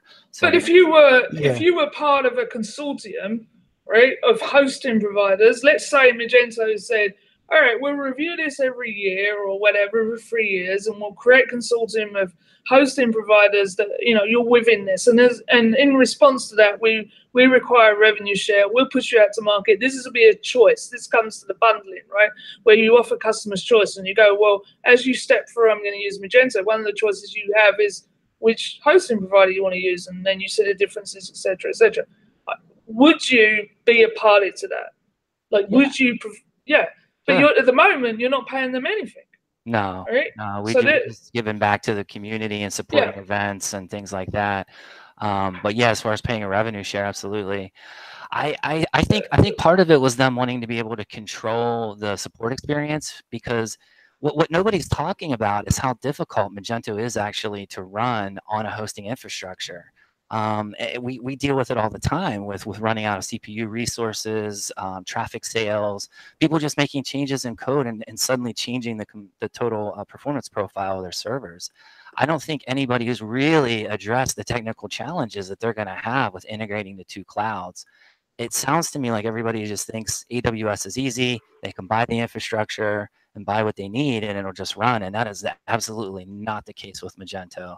I mean, yeah, and I mean, Karen knows a little bit about AWS infrastructure. You guys have been pretty deep into that now for several years with Shipper HQ, and I'm sure have run into a lot of complexities around that and have had to figure a lot of stuff out. Yeah, I mean, it's not just the complexities of AWS where you get your Ansible playbook or using SaltStack, use CloudFormation, you stand up servers. Once you get the servers stood up, understanding how Magento is interacting with those servers on every transaction that is flowing on a platform that somebody relies to be available 24/7, and you have to provide 24/7 support for that, that's a whole nother world. That's a whole nother challenge than just provisioning AWS servers and some ELBs. Totally. Let's see here. Getting over some of the questions in the chat room. Here's a question. Can those of you who are leaders in the Magento community reach out to Magento Adobe and ask them for more information, explain the shockwaves this is causing? And I think we're already doing that, and we've heard them responding to that. Mark Lavelle on the call with some of the community people today reassured people he sees what's happening. It's difficult to communicate with these things because you can't, there's the guidelines of what things can be communicated when and stuff like that. But so I'm already feeling reassured. I think, several people are, but that's kind of my thought on that. Eric, since you just joined us, like, what are you thinking overall just about the acquisition as a whole? I mean, it was going to happen. We all knew it was going to happen. It's PE. PE wants an investment. They want to make money on their investment. Primera had said they stay a little bit longer than others, but typically PE is 3 years. So it's been. I had thought it would be like 7. I remember looking at Primera and seeing like their average holding was like 5 to 7. So I thought it was going to be longer than this. I was a little surprised how quickly it happened. They said it would be. But this is a good deal for them. I think it's a really good deal for them. It makes total sense. They get I think it comes out to be about a 5x on their investment. So that's phenomenal. It's only $1 billion. It's not very much, really, right? Yeah, it's only 1.6 or something. But it's pocket change for Adobe, apparently. But no, I think it's good. I can absolutely see why they would totally take that deal from a money perspective. Sure. Got a question from Andreas Moutz. Do you think this deal has a negative impact on the planned release dates for the next versions, especially 2.4? Let's take this question to Karen or TJ. I don't see. I think that the company's big enough that internally it's business as usual. I think the management team's, like I was saying yesterday, I think Lavelle's been bathing in champagne, but I think the rest of the team are probably back to business as usual. Yeah, I don't see this as a big hiccup. It's going to take months for this to actually close and for the acquisition to happen. And so I definitely not the next release or two. From there, then obviously Adobe would have some input as to what goes into the next releases. So you'll probably see the roadmap evolve a little bit as we move forward. But I think the next couple of releases through 2.4 are going to happen just pretty much as they would have happened without any sort of Adobe interference. The transaction's not done. They said it would close in Q3. So there's at least 3 months of due diligence to get through it. So there's at least 3 or 4 months before Adobe really has input into what's going on. We'll be busy with the due diligence, and the engineering teams will probably continue moving along. They might not even have everything all fully fleshed out yet. Right. Vinay said, enjoying how the community is flocking together in these stream chats yesterday and today and in Slack. Glad I'm experienced this. We'll treasure it. Thanks all. That's nice. That's certainly very nice. Geez, what else? Karen, what else have we got to talk about? Hey, I want to go through your article. I know we've hashed out a bunch of these. Oh, we've been here forever. It's not over yet. If you the problem is it's a live stream. It's never over till everyone quit. Caleb puts no expiration date on the end of his live stream. Hey, if you 2 bottles of water, you better not go to the bathroom. Off like crazy. You better not go to the bathroom. Work's backing up. I'm not eating. Yeah. No, you should jump off. Yeah. No, feel free to jump off. We're gonna have some other people jump on. I'm gonna jump out and let you guys talk because I take over the conversation way too much. But I really appreciate talking to you guys. You've actually been kind of interesting. She sounds surprised. That's as close to a compliment as you're gonna get. No, I appreciate it. Classic. That's an English compliment. No, it was really good having you. Colin, you gonna be coming out for beers tomorrow night? Not after what you just said. Yeah, absolutely. I'm looking at no, I thought that was the best compliment I could ever pay you. Look, trust me, compliments don't come cheap from me, right? You have to work hard to get one. Listen, speaking of compliments, I thought my t-shirt idea was the best compliment I could pay you, which is give him hell, Karen. I thought that would have been brilliant. You weren't into it. This is where we got to work on your humor, right? we got to do some work on bringing those two personalities together. I think we should discuss it over beers tomorrow. Okay, deal. All right, I'll make sure you're there. I'll come and troll you if you don't turn up. I'll be there. I'm sure you'll troll me in either case, but I'll be there. All right. Thanks, Karen. Cheers, guys. Thanks, TJ. See you later. All right, cool. Now we can dig into it. So Eric, what else? Any other aspects of this that we haven't covered? Any feelings, any thoughts? Yeah, I mean, I have a lot of thoughts on it, a lot to say on it. I don't know how much is interesting to everybody watching. No, I think there's just a lot of technical challenges about running it that aren't addressed. Adobe says about how it's seamless and it's going to be a seamless integration, but that is so much easier said than done. And Magento, it's one thing if you're Shopify and you take your code base and you make it available and you lock it down.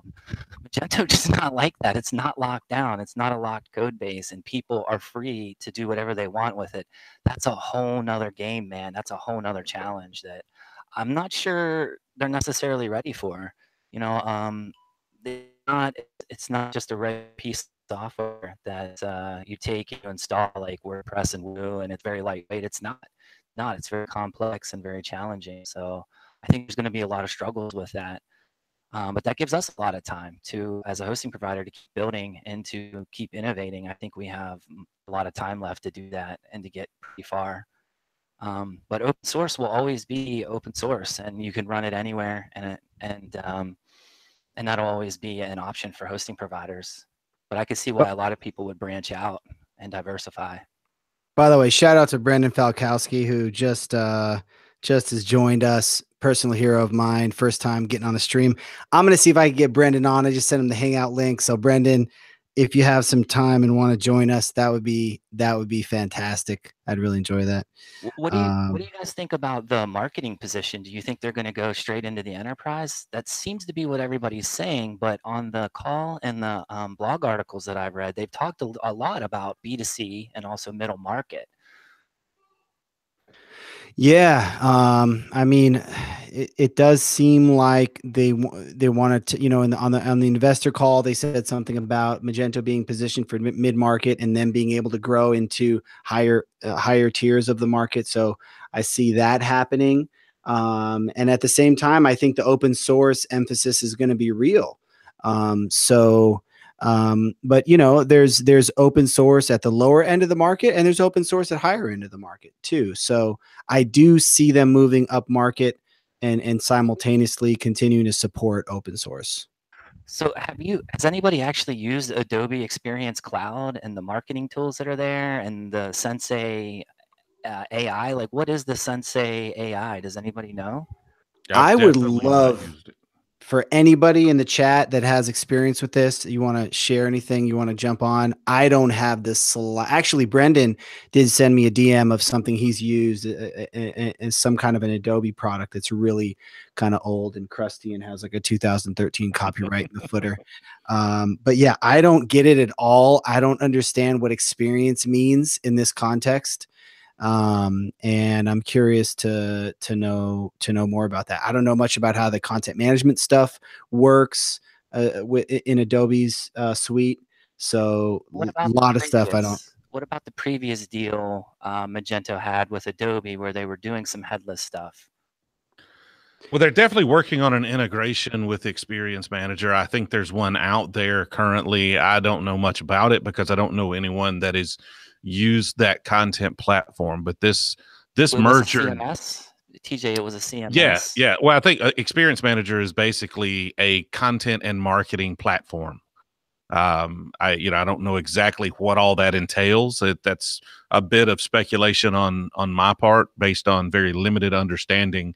But they have some integration they announced in late 2016 that they were working on, and I believe that is fully functioning and up and going.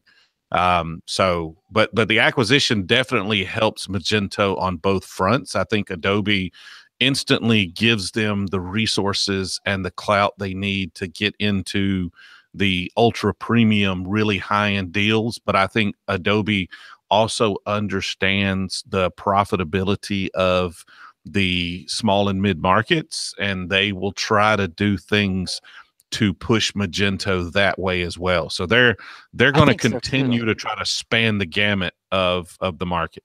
Yeah, I think so too. I think they're come down and hit the low and mid as well as the high end premium. I think that's the real attractive part of Magento is that you can go after anything with it. You want to get market share from Woo, although people argue that why would you want to do that? But you could do that, or if you want to go up to Demandware and Hybris and compete on that end, you can do that too. I think that's the real attractive thing for them. There was an interesting comment from Jürgen Schreck in the chat. I think Adobe will allow Magento to reach higher and Magento will allow Adobe to reach lower. Very poetic way to put that. That's really, really well said. And then interesting comment from Ben Roby. Magento will allow Adobe to reach lower. Holy cow. Brandon is with us. By the way, Brandon, you might need to put a headset in or mute or something. I'm hearing some feedback there. We'll get, and then just close out the YouTube page. Yeah, he's watching the live stream while participating in the live stream. Amateur hour. It's amateur hour in here. There we go. I just muted him for a hot second. Brandon, once you get that plugged in. It looks like you got it plugged in. Let me unmute. How do I unmute? I don't know how to unmute. We need like one of those 2 hour later SpongeBob interludes while Kalen tries to figure out how to unmute people that he just muted. I can do it. Yeah. Hey, I can unmute myself. Brandon, what's up, man? When are you going to send me a boom mic for my? I'll send you one right after this call, man.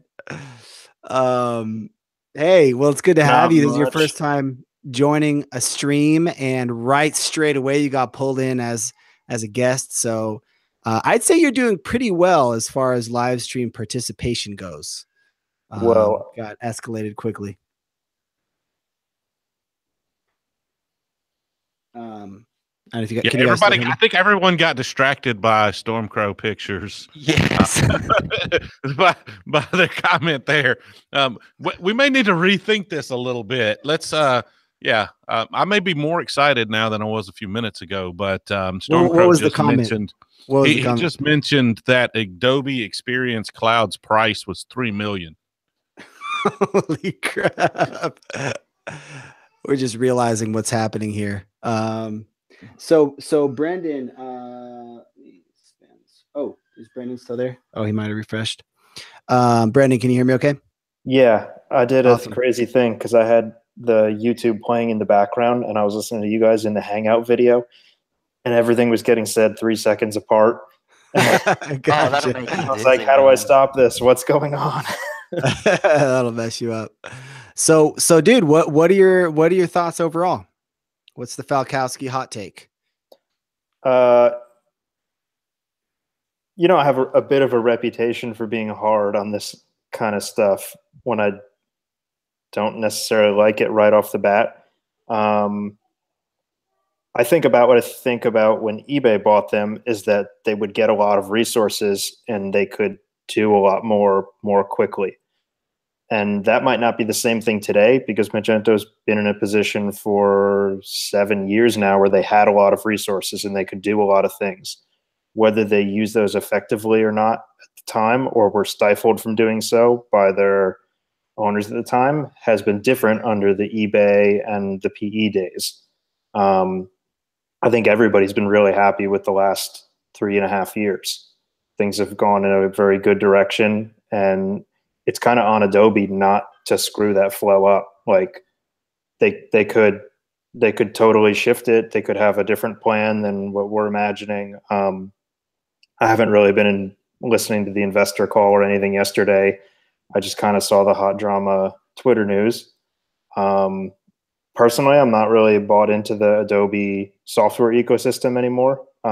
There's a lot of independent companies that make the software that they do that I think do as good of a job, but there's no real denying that they're a big force in the industry. And the buy is definitely strategic. I'm sure you've covered all this stuff. I have no idea how long this stream's been going on. I just kind of opened Twitter. Forever. Yeah. 7 years. We're about an hour and 45 minutes in. It's like a but Jerry no. Lewis telethon over here. And remember to call in. We need those donations. There's Mhm. children that are no, just kidding. No, but a lot of the stuff you're saying, actually, a lot. We haven't said much about experience with the Adobe product line. No one's really had much specific experience there. So yeah, just whatever you're thinking, man. Just get it out there. I'm gonna grab some different headphones so I don't hear my kids screaming in the background. So just keep talking, and I'll be back in a sec. So, I mean, from a consumer perspective, I think you see Adobe as being Photoshop. That's what everybody knows Adobe makes. That's probably not going to have any or all, like zero impact on Magento, but their customer experience, cloud, marketing experience, suite, whatever the name is these days. I've only used really one of those tools. It was something they bought called Scene 7. I think they bought it in 2012. It's basically an application that runs in the cloud. You push your files into it. It could be images, PDFs, and Word docs, I think, but only several image types. You can't put like SVGs up there. It doesn't work. So it's part CDN and part media management tool. So if you've ever been to a site that sells shoes and they come in 5 colors, you can basically use a special image format to paint on your shoe and then say this area is the part that shifts in a color scale. And then you don't actually have to take a photo of every shoe looking identically. You can use the software to manipulate the product images and then programmatically output the red version and the blue version.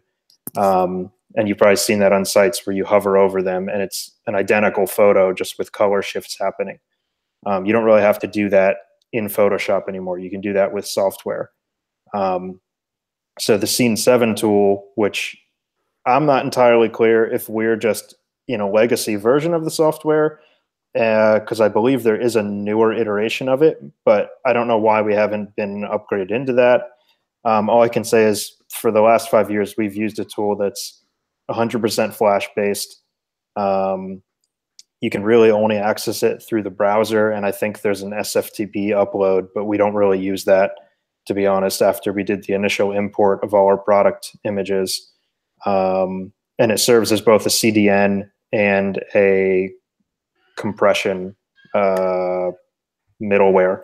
So you can put in a super high res image and say, hey, I want it back at 60 by 50 pixels, and I want this quality setting in this image format. And then it will generate and cache that and distribute it for you.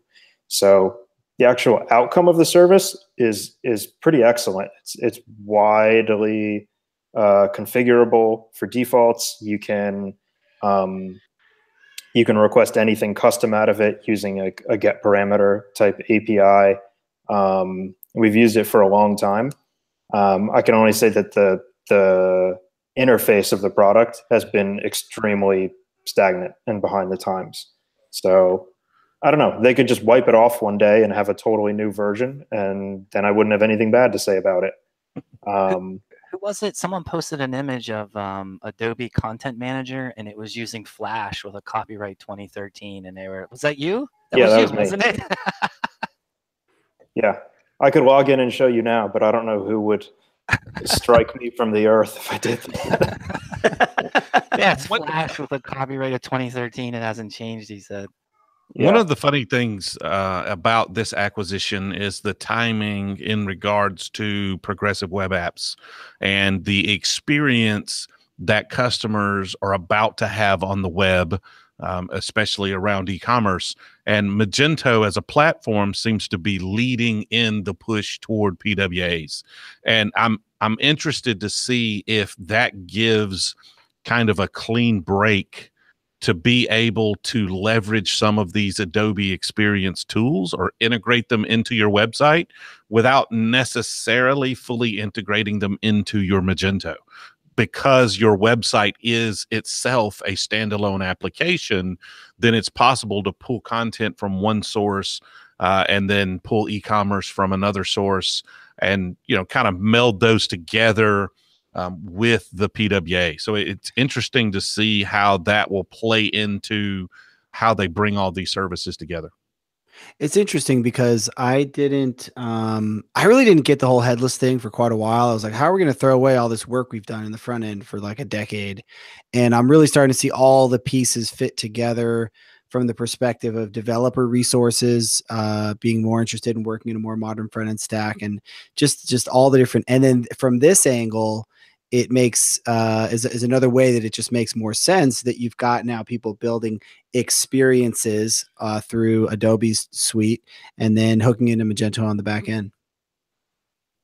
I think what TJ said is interesting, and it plays well into the idea that a lot of the Adobe customer experience stuff is API driven.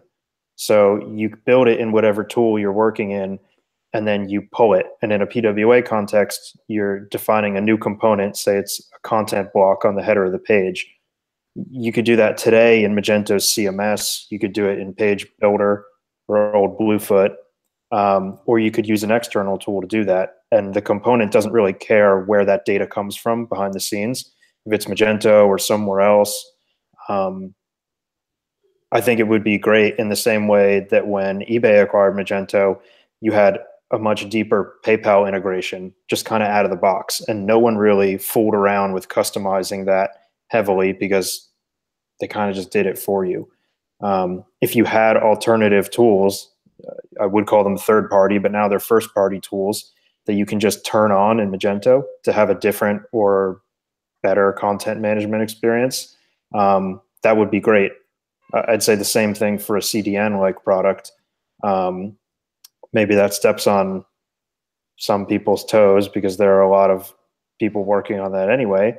But I could certainly see for cloud, that might be a one-click add-on, use the Scene 7 tools. And if you skip that whole interface and Magento, builds the path to just push files into it, maybe you don't have the bad experience that I did working in Flash for like years and years. It could be pretty interesting. I'm not lacking excitement over the tools and capabilities that Adobe has.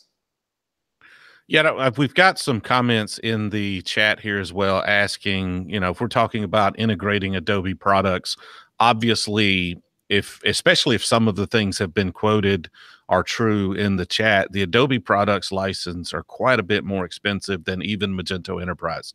So they're completely off the table for most community edition open source version merchants. And I think that's one of the things that interests me the most about the PWA integration approach, or at least some sort of partial integration, is that it doesn't affect the open source. You just don't have access to those tools, much like you don't have access to the enterprise functionality of Magento. So I don't think that hurts you. You still have the platform. You still have a supported platform that's updated. You just may not have the latest and greatest tools, or you have to then go try to find an alternative source of similar functionality, just like you do now.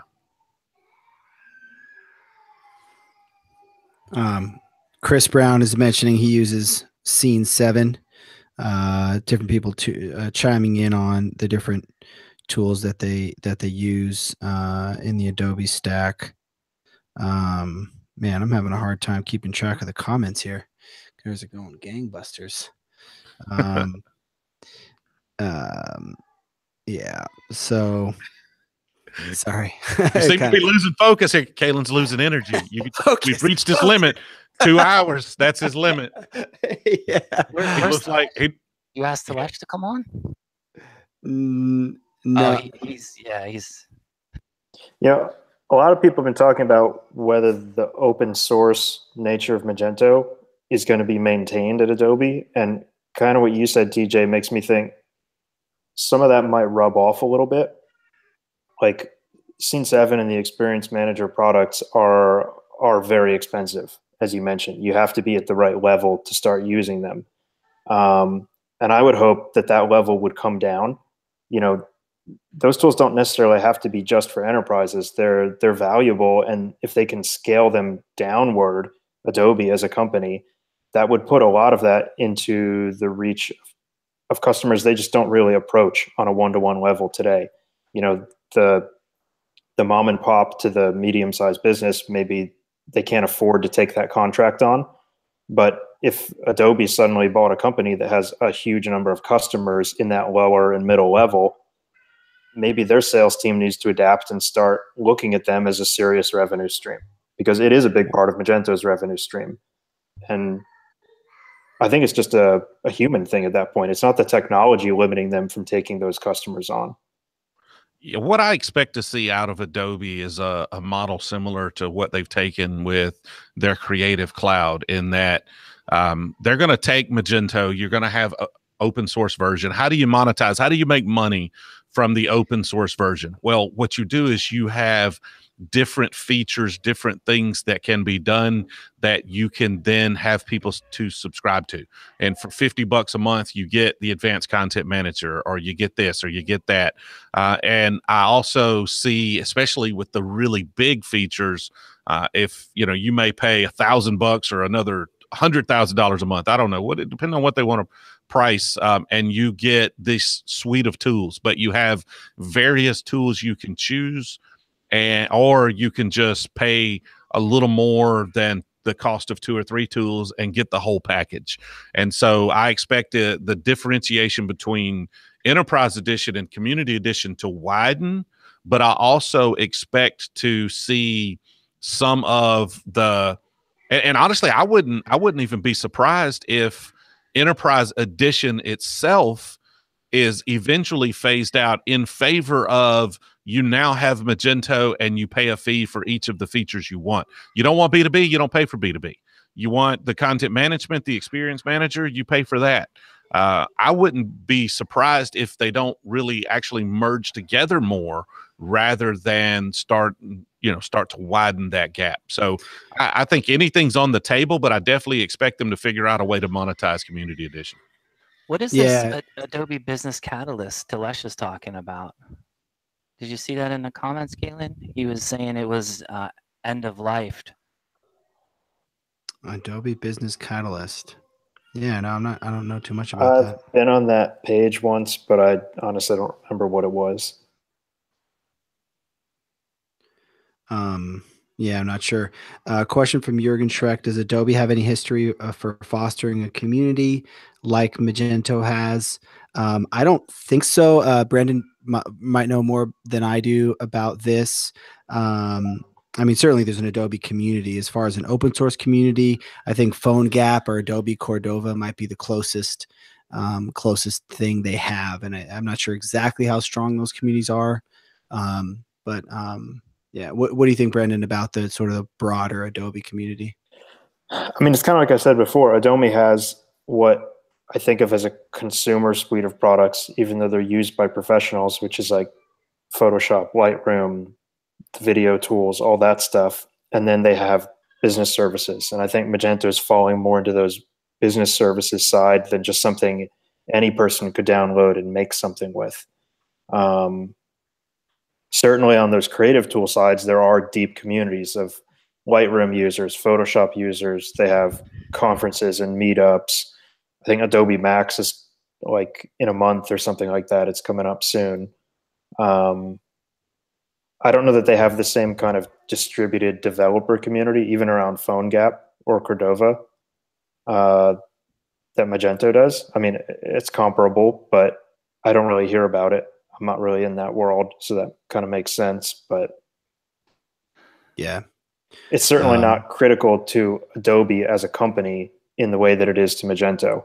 I think that's a major difference. Like if the Magento community left a huge diaspora, Magento would be a pretty quiet place, because they couldn't keep up with the amount of stuff that the community puts out.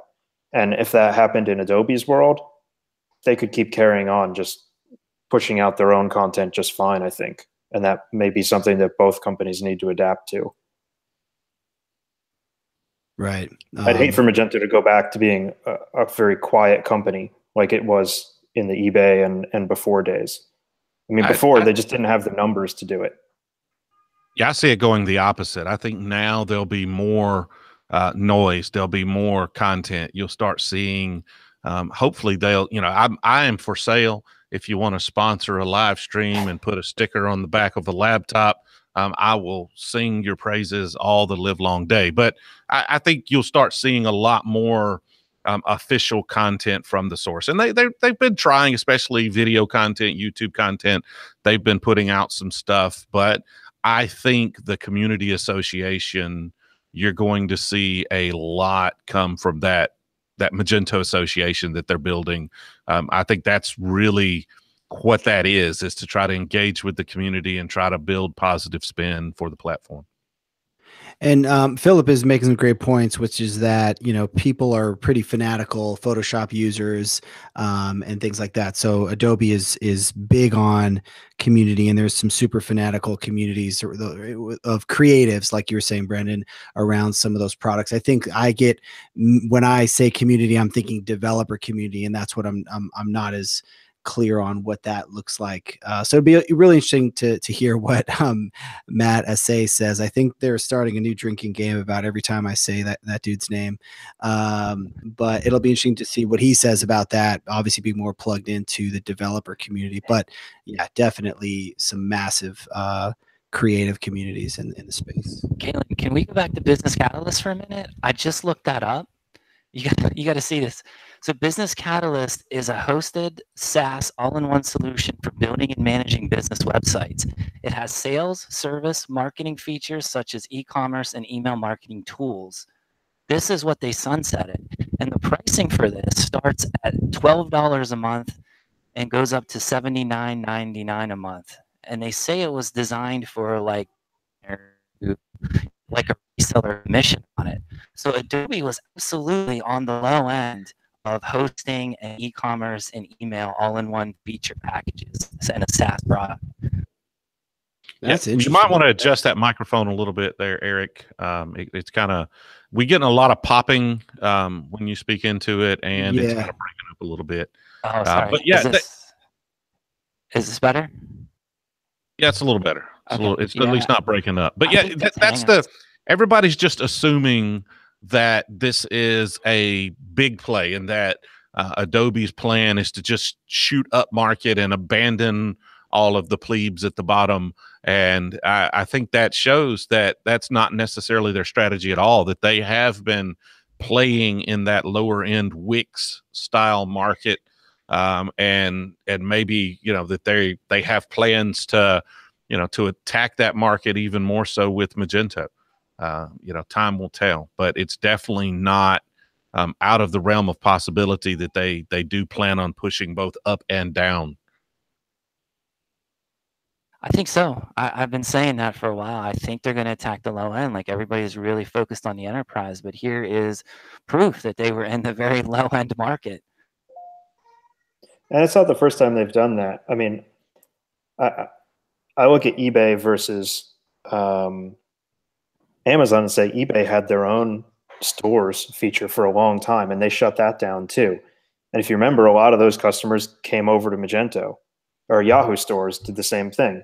There are precedents for these things. I think what's different is that eBay was a company that primarily made their own products for sellers, and Amazon is I'm gonna get in trouble for that. Adobe is a company that Adobe is a company that makes tools to help people make things. And I think Magento almost fits better with that company because it is a tool for other people to run their own business. It's not helping eBay to run its own business. And it's not necessarily helping Amazon run their business better. They're providing something in the same way they provide Photoshop to creative professionals.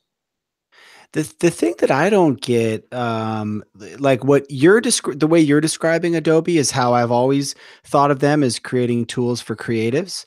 But like when people say Salesforce, or Adobe's biggest competitor is Salesforce, and the reason, you know, Adobe did this is because Salesforce acquired Demandware. I'm like, wait a second, Adobe and Salesforce? Those seem like apples and oranges to me. But I guess with Adobe's acquisition of, you know, these analytics companies and everything they're doing around experience, they've gotten into this whole other market, which I don't really understand fully. Like, I still think of Adobe as Photoshop and software for creatives, tools for creatives.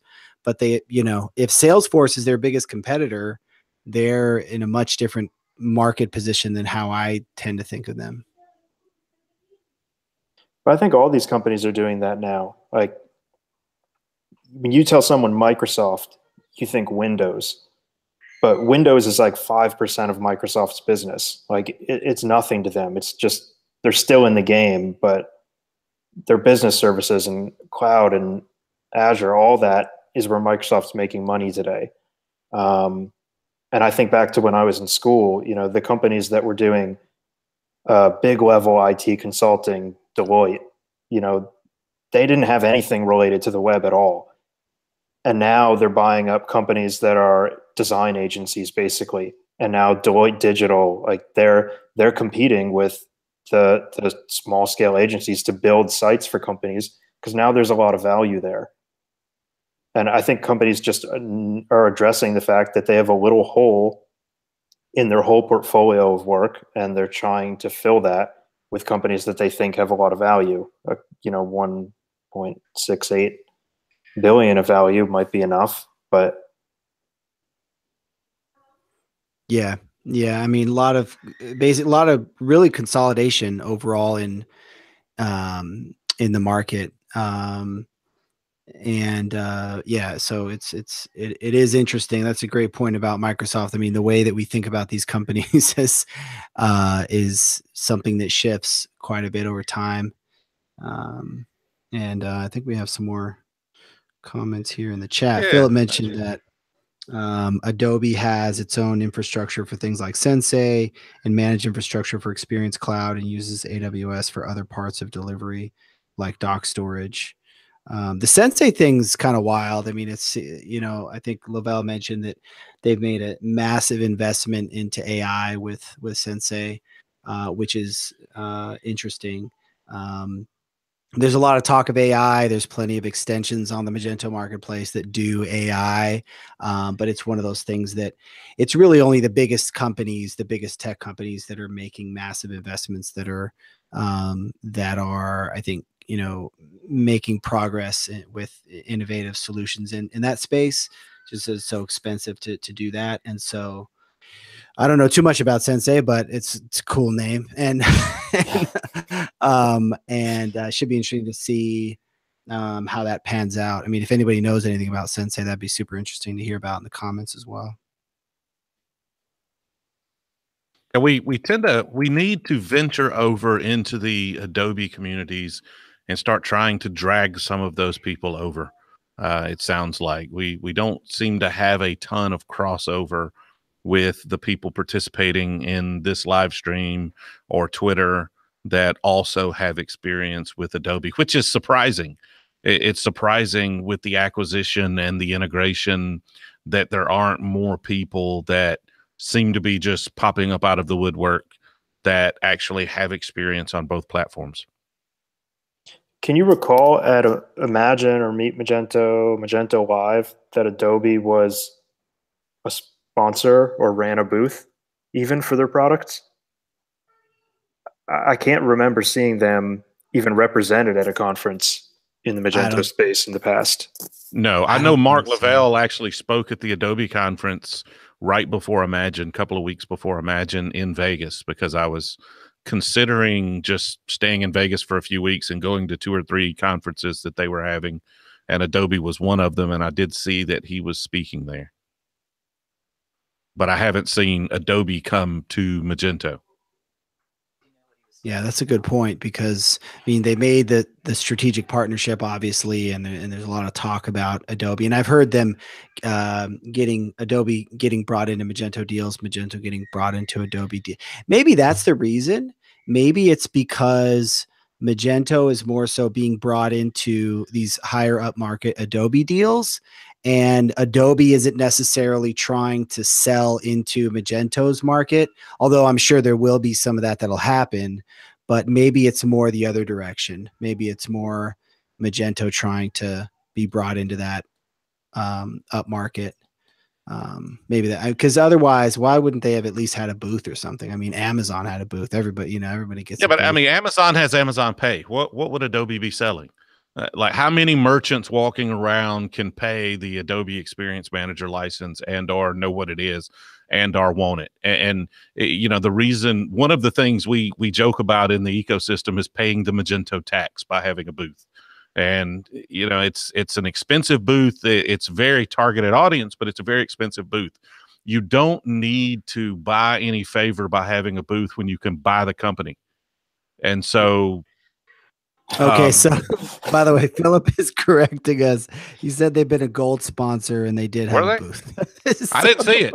What are they selling? We might have missed that. How did we miss that booth? We need to just get Phil on. I thought I went to every Adobe. Like, do they have a particular product they're selling that was it not branded? Was it branded as Adobe? Like, I don't recall this at all. Yeah, I don't. Pix or it didn't happen, Philip. Pix or it didn't happen. Was that this year? I guess must have been. Well, they must not have. I didn't say who. Did I say who? I meant to say how many, not necessarily who. Obviously, there are merchants there that can afford Adobe Experience Manager. I just don't know if they're. Of course, if the license is $3 million, you only need one, and that booth, I'd pay that booth, 10 times over. But I'm just curious as to, is that the type of conference where you would get the most bang for the buck? And honestly, I just didn't remember them being there. I don't. Of course, who do you remember? Like, name. Go ahead, Kaylin. How many booths can you remember from Imagine? Classy Llama, with the llamas. Mage Mojo. This is a good game. This is a good drinking game. Ali Imagination Media. I could go all day long. PayPal. You remember your friends. You remember your friends. Basically. Right? You remember the big splashes, like there was Amazon Pay they had a huge booth as big as Magento's, right. And then you remember your friends. That's pretty much what I remember. New Relic. New Relic because I got some sweet socks that I've been rocking. But if you ask a specific company name, did you ever remember them having a booth or a marketing presence at the conference? You'd probably be able to say, yeah, I've seen them do something, or no. Right. Unless they had a really small booth, but I feel like you'd remember the big booths. I mean, I would think we all- Adobe would have a big splash booth if they were advertising anywhere. I mean, because that's just chump change. So I would expect it. That's why, I wasn't trying to go through in my head all the small booths that I saw, and I just don't remember. Oh, look, there's Adobe. Like you would think that people would bring that up, kind of like Amazon. Oh, look, there's Amazon. So maybe we're just missing it. Maybe we weren't paying attention. Maybe it was Vegas and we were drunk the whole week. I don't know, but I spent a lot of time in the exhibit hall. I just don't remember Adobe being there. Let's see. Oh yeah, go ahead, Brendan. I heard through a little bird that this deal started around November 2016 because people had talked about it internally, and then nothing else was really said about it. So they thought it had totally fallen through, and people within Magento were surprised that it came back up again and that Adobe was the company. I don't know if you talked through any of that or heard anything similar. Not too much, but I definitely had heard, man, I want to say a year and a half ago, I'd heard some birdies talking about they were pretty sure they were going to sell within a year or so. So yeah, I'd be willing to bet this has been in discussions since November 2016. That sounds believable. Yeah. Well, the press release was September 26, 2016. Magento announces partnership with Adobe to transform commerce experiences. And so that was shop.org Retail's Digital Summit event. Magento Commerce announced a new partnership with Adobe to jointly enable merchants to design and deliver a consistent, transformative customer experience across all of their commerce channels. So it would make sense that this announcement was a baby step in that direction and that this conversation was going on prior to that. It's got to be. That's the part of it that makes me wonder why they didn't just throw a booth in there. If they knew this was coming for a year, they did. Philip has literally said that the booth, he's given the booth number here, and the neighbor, they were at booth 507, right between Celebros and DHL. And I have no idea why we missed that. Philip's screaming at the screen right now, shaking it like there was a booth. We believe you. We believe you, Philip. And I just with the writing on the wall and the signs, and I would have bought some Adobe stock a couple of weeks ago, right after I got back from Imagine. But they apparently did have a booth, and we're all just idiots. Yeah. Sorry, Adobe. Question from Sir Worthington. Do I get a Magento Enterprise license with my Adobe Cloud subscription? Touches back on what you guys were talking about, kind of the way that pricing models might change, and with maybe more, buying a la carte for different things, content management, BI. I was talking to David Manners about kind of the European market and how, I think the European market has less adoption of enterprise in general, and that, this a la carte pricing might make it easier for them to get into some sort of a paid license with Magento. So, and I think Philip said this in the comments, it is going to make pricing super complicated, as if pricing isn't already complicated enough. Just having all those different options will be. Well, it may actually simplify it. If you've tried to get pricing on a Magento Enterprise license, this may literally simplify it. It may literally be, here are the things you want, pick what you want, that's your price. It may enable partners to actually say, this is what your license is going to be, not I need a PhD in Magentology to figure out what your license price is going to be. That would be good.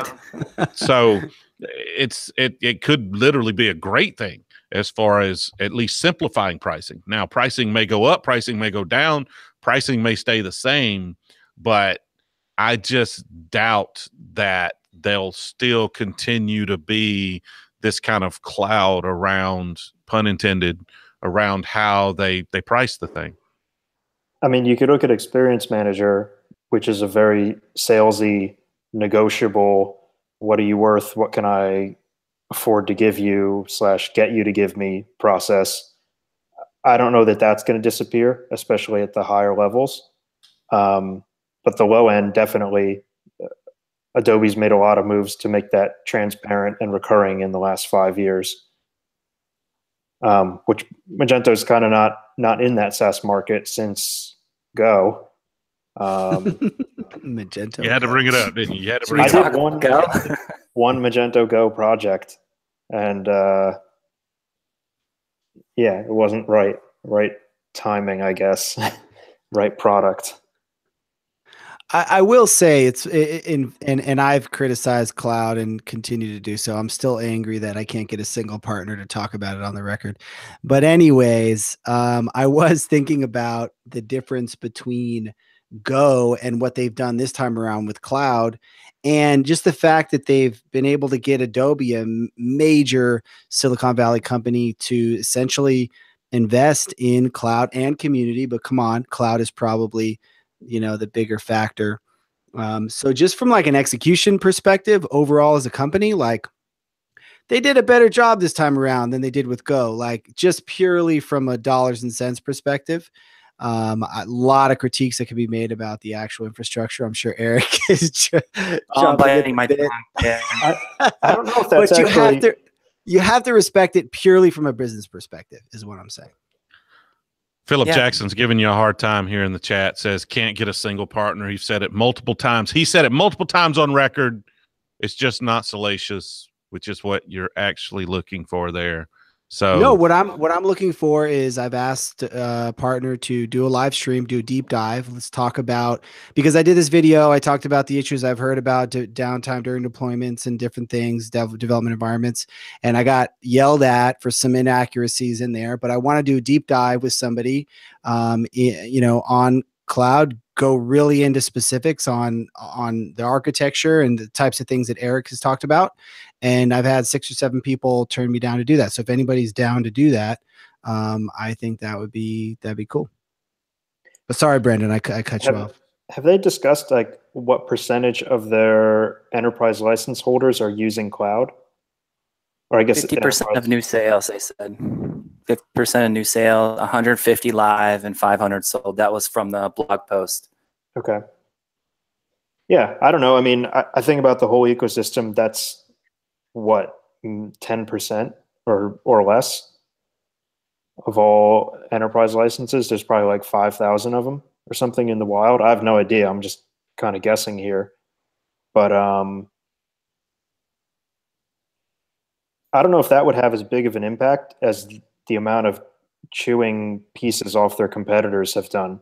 They've grown in that index that lists like what percentage of mid-market sites use each platform.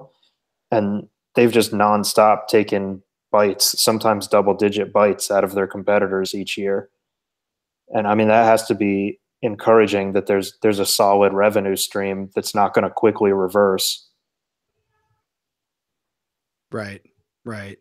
So in other words, you're saying the adoption of their enterprise licenses is sort of outpacing the growth of their cloud offering? I'm just saying if you're going to buy a company, I wouldn't buy it on a brand new cloud product that has 500 users. Right. Not even 150. 150 users? I would 150 live stores is what their blog post says. Holy cow. Eric's like, that's cute. That's cute, guys. Yeah, well, we've got to sign more up for Stratus in like our first 3 months. Jeez. I mean, granted, not probably as big as some of the people that they have, but still. Yeah. I mean, when you act like on-prem doesn't even exist and it's still 50% of your sales, I mean, come on, like that says something. Yeah, I'm just saying there's more money in licenses than there is in cloud to date. And that's a pretty staggering difference.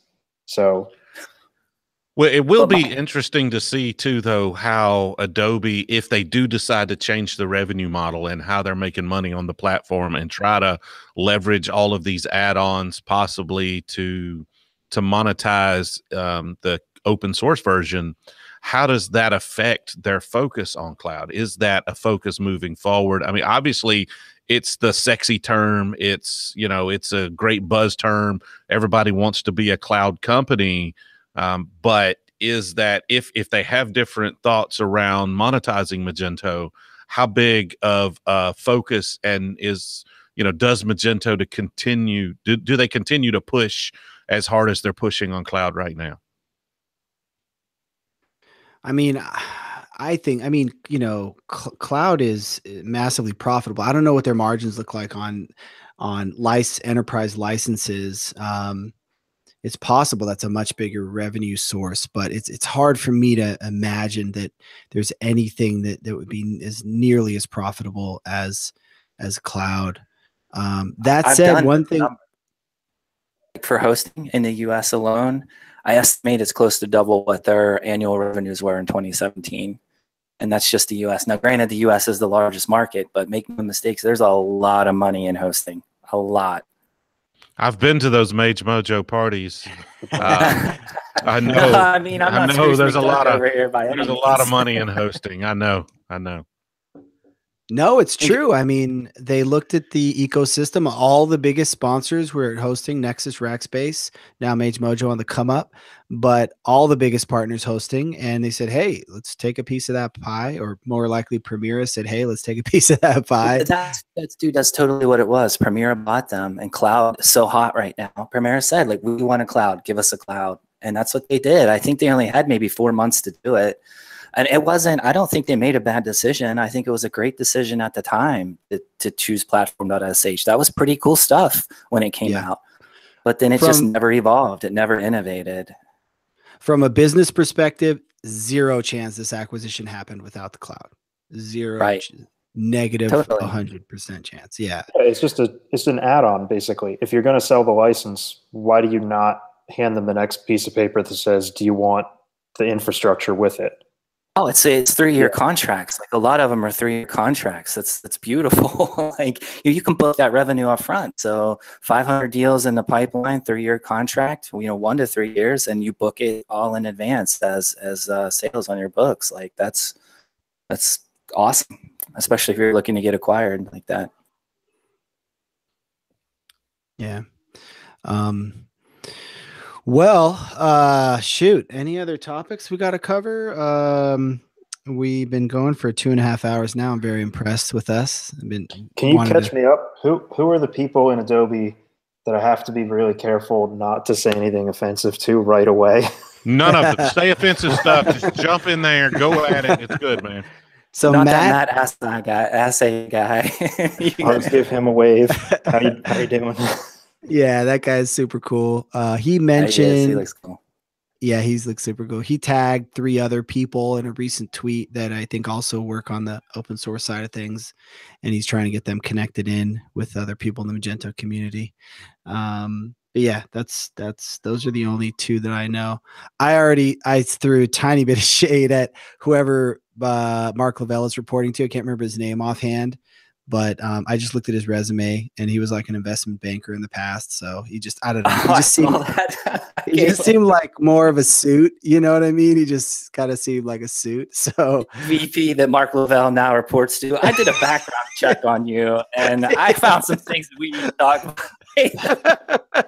And Kaylin's wondering why the Adobe people are coming on my stream first. I just show them that tweet. I'm just like, do you want to go on this guy that's throwing shade? Or you want to come over where we're more even-handed? But that's got to be rough for Mr. Lavelle.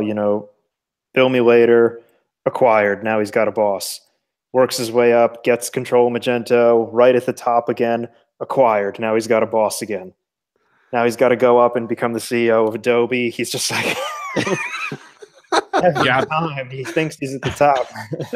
I have the feeling, give him a year or 2, he's going to move on to be the CEO of something else that needs to grow and be acquired. Yeah, 100%. Yeah, he'll move on to his next act. I'm pretty sure. and or Who do you think retire. he's going to move I mean, on I to, don't. Taylor? Hey, Mark, if you're watching Commerce Hero, a lot of potential. So if you want to come on board, help us go public. I know we're just a one-man operation right now, but look, I believe in you. I think you can do big things at my company. So get in touch. What'll he do next, man? Jeez. Who knows? I mean, he's been in this commerce game for a while, right? Payments, and then this. You'd probably bet he'd do something within the industry. Or he'll take up surfing. Yeah. Yeah. I mean, it's interesting he hasn't gone the like investor route up until now. That's kind of what Roy Rubin has done. Train for Ironmans during the day and invest in, sort of be a full-time investor. He'll join the team at Oro. It's always Give them a little possible. bump. Yeah, why not? Yeah. Maybe he'll start a rocket company and join the ranks of space exploration. Right.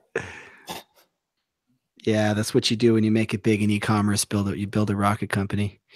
I think cool. It's kind of funny that e-commerce is hot right now, though, because I mean, you got a lot of friends that do software in other industries.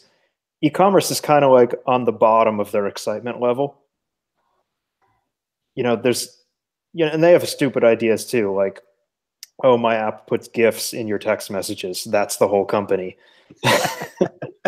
They do stuff like that, but I think they said there hasn't been a deal over this dollar amount in like 5-6 years or something like that. Like the VC game went really dry for a while, and they just weren't throwing money into companies that were ballooning that big. I just think it's funny that now you're probably going to end up seeing a lot of people who are doing other type of software be like, oh yeah, now I'm a Magento developer, because that would be cool. It suddenly has cachet that they weren't looking at before, even though it's kind of always been there under the surface. Like, it's no secret that there's a lot of money going back and forth every single day in all these businesses. It just wasn't the sexy software business to be in. Yeah, I think that's kind of what I was alluding to earlier, is what's the impact of the exposure? Not even including the dollars and the resources that Adobe can infuse into the community, but what is the actual impact of just the news, the shockwaves of the announcement, and does it give, although we already think of Magento as a leading legitimate e-commerce platform, what kind of legitimacy does this instantly give them that maybe they didn't have before, as far as not just developers, but agencies, the larger agencies looking at Magento, people who are not doing e-commerce, but are doing other Adobe related things, the experience manager. We're gonna see a lot of acquisitions of smaller agencies. If somebody wants to give me the same 11x on revenue that Magento got, give me a holler. We'll talk. But it's don't hold your breath. I'm open to talking.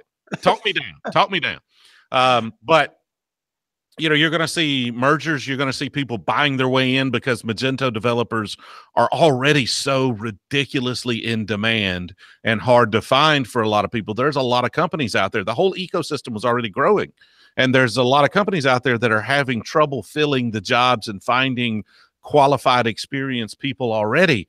So what does this do to that? This obviously, in theory, should bring in more developers, but those developers are inexperienced. So what does it do for the market that already exists? And if the flood of agencies in is faster than new developers getting experience, which is always the case because there's no way to get 2 years experience other than working for 2 years.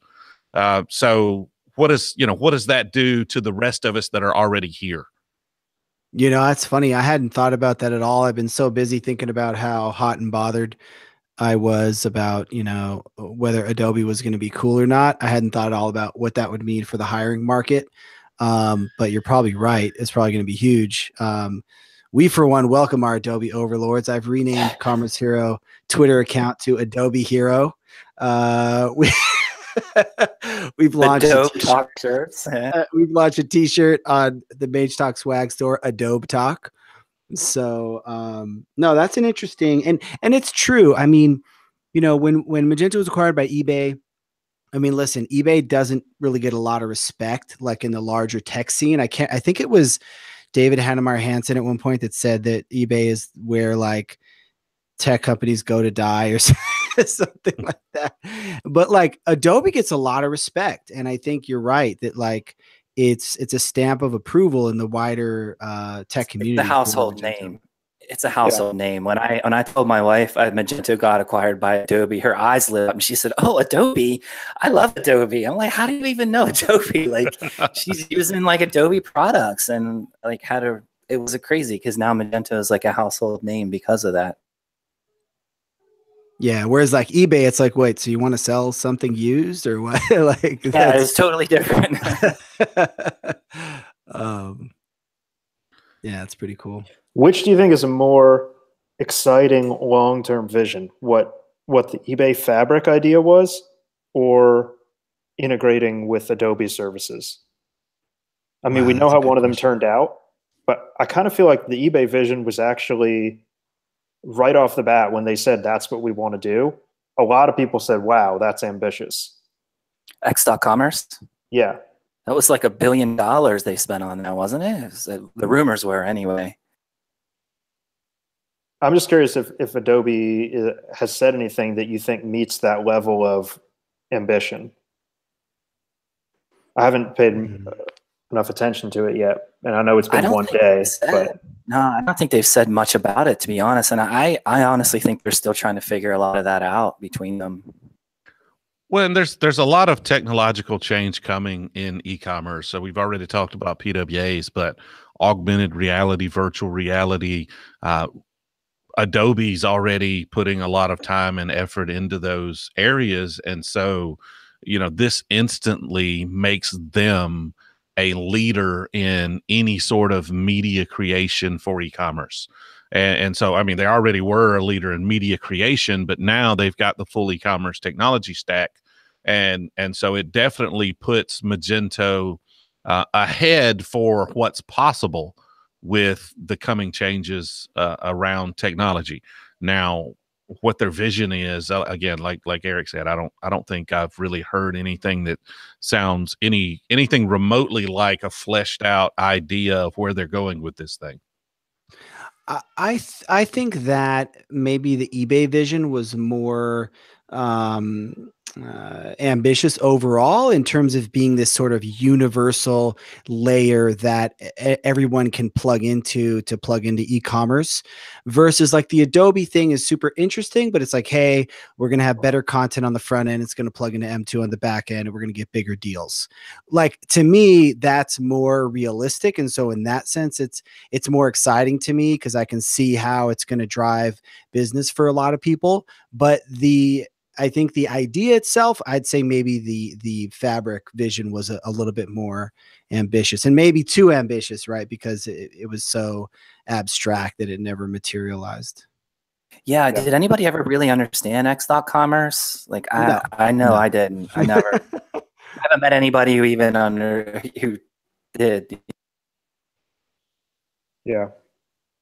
No, I don't know. And that was a little bit before, obviously not before I was dealing with Magento, but it was before I was plugged into the community. So I didn't go to any of the Magento conferences. I really didn't know much about the inner workings of the company during the eBay days. So I'm completely in the dark as to what, I mean, obviously I know what you're talking about, but I don't really understand what their vision for it was. Wasn't X.commerce the name of Elon's company that then merged with PayPal, merged with the other company to become later PayPal? Yeah, I want to say that was like his part of the whole PayPal side when they merged together. Yeah, but he finally got the X.com domain back recently. I remember seeing he was really excited about. That's where he's going to put his candy company. His candy company. Yeah. Get your company. flamethrowers and candy. all built on Adobe Gento. There's nothing that works. Everybody's trying to make it work. It's Adobe, not working, it doesn't work. It just, It doesn't. you know, I don't know what else to say. Adogento? No, No. nah, nothing No. works. It just doesn't work. Just doesn't work. Everybody's going to have to accept that. It's going to be interesting to see if they rebrand. That's good. That'll be kind of a bummer, but I can't imagine them not rebranding with all their Adobe Marketing Cloud and Experience Cloud. Like they're going to want to call it Commerce Cloud. They just are. The one thing that I remember that Adobe didn't rebrand is a service called Typekit for hosting web fonts. They bought it. It had a big thriving community, and they called it Adobe Typekit afterward. Oh, and wow. They kept all the branding as is. That's interesting. Much smaller than Magento. And they could have very easily just called that Adobe Fonts or whatever they wanted to, but they didn't. Right. So might be a little hopeful that they don't just steamroll the M. That's pretty cool. And Typekit is like, it has that cachet, it has brand recognition Typekit. So, but also like Adobe Typekit sort of works because the word Typekit is generic enough, but like Adobe Magento, it would sound, from a branding perspective, Adobe Commerce makes sense. Like that's a good, respectable brand. You know exactly how it's positioned in Adobe's offerings, but there's a lot of value in the Magento brand and the community. So it's just tough to kill that off. If it were a weaker brand, I could see them doing that definitely. But it's just so tough because that Magento branding is so strong. Yeah. But they got the money to do it. So, you know, whatever they decide. What's a parallel? Like Ford buys Jaguar. Do they call all Jaguars Fords now? Well, you know, cars are a little different. There's always been, you know, like the big three automakers in Detroit and they're selling US based cars. And then they all, you know, GM's got Buick and Pontiac and all of these different brands and people get brand affinity. And, you know, with e-commerce, it's a little different. Yeah. But they share a platform. A lot of those have a shared platform. So you could do the same with Adobe. So they could launch an Adobe Commerce off of Magento as the core software, and then leave like Magento the open source side and Adobe the enterprise side. And now we're back to the enterprise. That actually makes a lot of sense, Eric, where you have Magento is an open source community platform, and then Adobe Commerce is the enterprise version. There's obviously some intricacies there in how you brand it and position it, but it's it does make some sense. I think we cracked the code. I think that's the answer. I think that's probably the best. All credit goes to Eric. Yeah, that's what you just get on an all day live stream. You say a bunch of random stuff. When one thing comes true, you're the genius that said that on the live stream. I got lucky. All the other crap that was said. Yeah. You just gotta, the key is to just predict a lot of things. And then you say enough, eventually you'll get lucky. Yeah. When I first, that's like the short seller from Citron report, Andrew, he was talking about Shopify. Now, if he was shorting Shopify, he would have won because Magento and the Adobe deal and the 5% drop in stock. Wasn't that like 8 months ago though? Yeah, he might still be holding it. I don't. Who knows? Who knows? Brendan, sorry, I cut you off. When I first heard the news, a friend who's not in the Magento space at all texted me a Reuters article. And I was like, how does he hear about this before I do? What's going on? The first thing I thought is, did Philip or Kaylin first say they thought Adobe might be a buyer, and which one of them is going to come out and dig the episode? Who was the first person to say that? I think Karen said that she was talking about it back in at IRCE, which is in 2016, which is when the article, an article from ZDNet landed in June 2016, where they talked about the Demandware acquisition, and they floated the idea that Adobe might pick up Magento, and so that was quite a while ago. That's why, like I was saying, like I wouldn't be surprised at all if this has been in the works since mid 2016. And then so I don't know, we probably talked about it at some point a while ago. But Yeah. It's Well, when was the Demandware sale? Does anyone know when that happened? Not I want to exactly. say somebody know. I want to say June 2016, but I could be Yeah, I wrong. want to say like a year and a half to 2 years ago. I'm September seeing 2016. an announcement September 27th, which was what, the day after? Is that like Magento Adobe integration announcements? Was September 26th. So on September 26th, 2016, Magento and Adobe announce a partnership to integrate their services. And on the 27th, Demandware is announced as the Salesforce Commerce Cloud. So that seems like an awful lot of coincidences, because there are rumors that Adobe was making a play for Demandware and it just didn't work out. And so it would make sense that if they knew that summer that they were not going to win, that they would start looking for other platforms.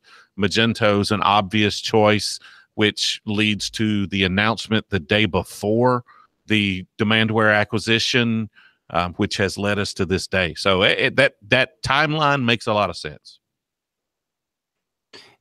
If Adobe, it's interesting. There's all this talk about how Adobe is super pro open source, and I'm really starting to kind of buy into that. But if it's true that they were the bidder, I believe the bidder for Demandware was anonymous, so nobody knows for sure. But if that's true, then that basically means Magento was just their second choice after Demandware, which isn't open source at all, which would mean it's really just all about the cloud commerce thing. Yeah, I mean, definitely consider where Magento is now versus where they were 2+ years ago. Cloud was announced at that was Imagine 2016, right? Is that right, Eric? Was it 2016? Yeah, it was 2016. Okay, when it was announced. Yeah. The cloud product was brand new. Nobody was on it. There's been a big push, very aggressive push to get people on cloud to increase Magento's revenue. So it's just a matter of, it sounded like the investment firm had a certain number in mind that made sense, and then they've got to do what it takes to increase Magento's value to lead to this type of acquisition. Yeah, they heard it was Adobe. They went to Adobe after it fell through. When did Peter Sheldon come on? Because he came from a Forrester, and they started making moves to check all the boxes in the Magic Quadrant and position themselves properly. Sheldo, in my opinion, this isn't based on inside information. Sheldo is the man making all these moves. December 2015. He yeah, I was came gonna say it's before that. 2015. Yeah. But I mean, it's obvious they're pushing toward selling. So it doesn't necessarily mean they were in conversations at that point, but that definitely seems to be a strategic hire to increase the size deals that Magento's in and increase their value. Yeah, and you have to imagine if they're on that 3-year or 5-year Permira timeline, those meetings have to start in year 2. They have to start shopping to get them on the radar of companies that might be buying. Yeah, totally. Yeah. Deals like this do not happen overnight, ladies and gentlemen. If you're looking to sell your company for $1.68 or $9 billion, it takes a little while to figure out the details. Okay. Just keep that in mind. Yeah. And the deal's not actually done.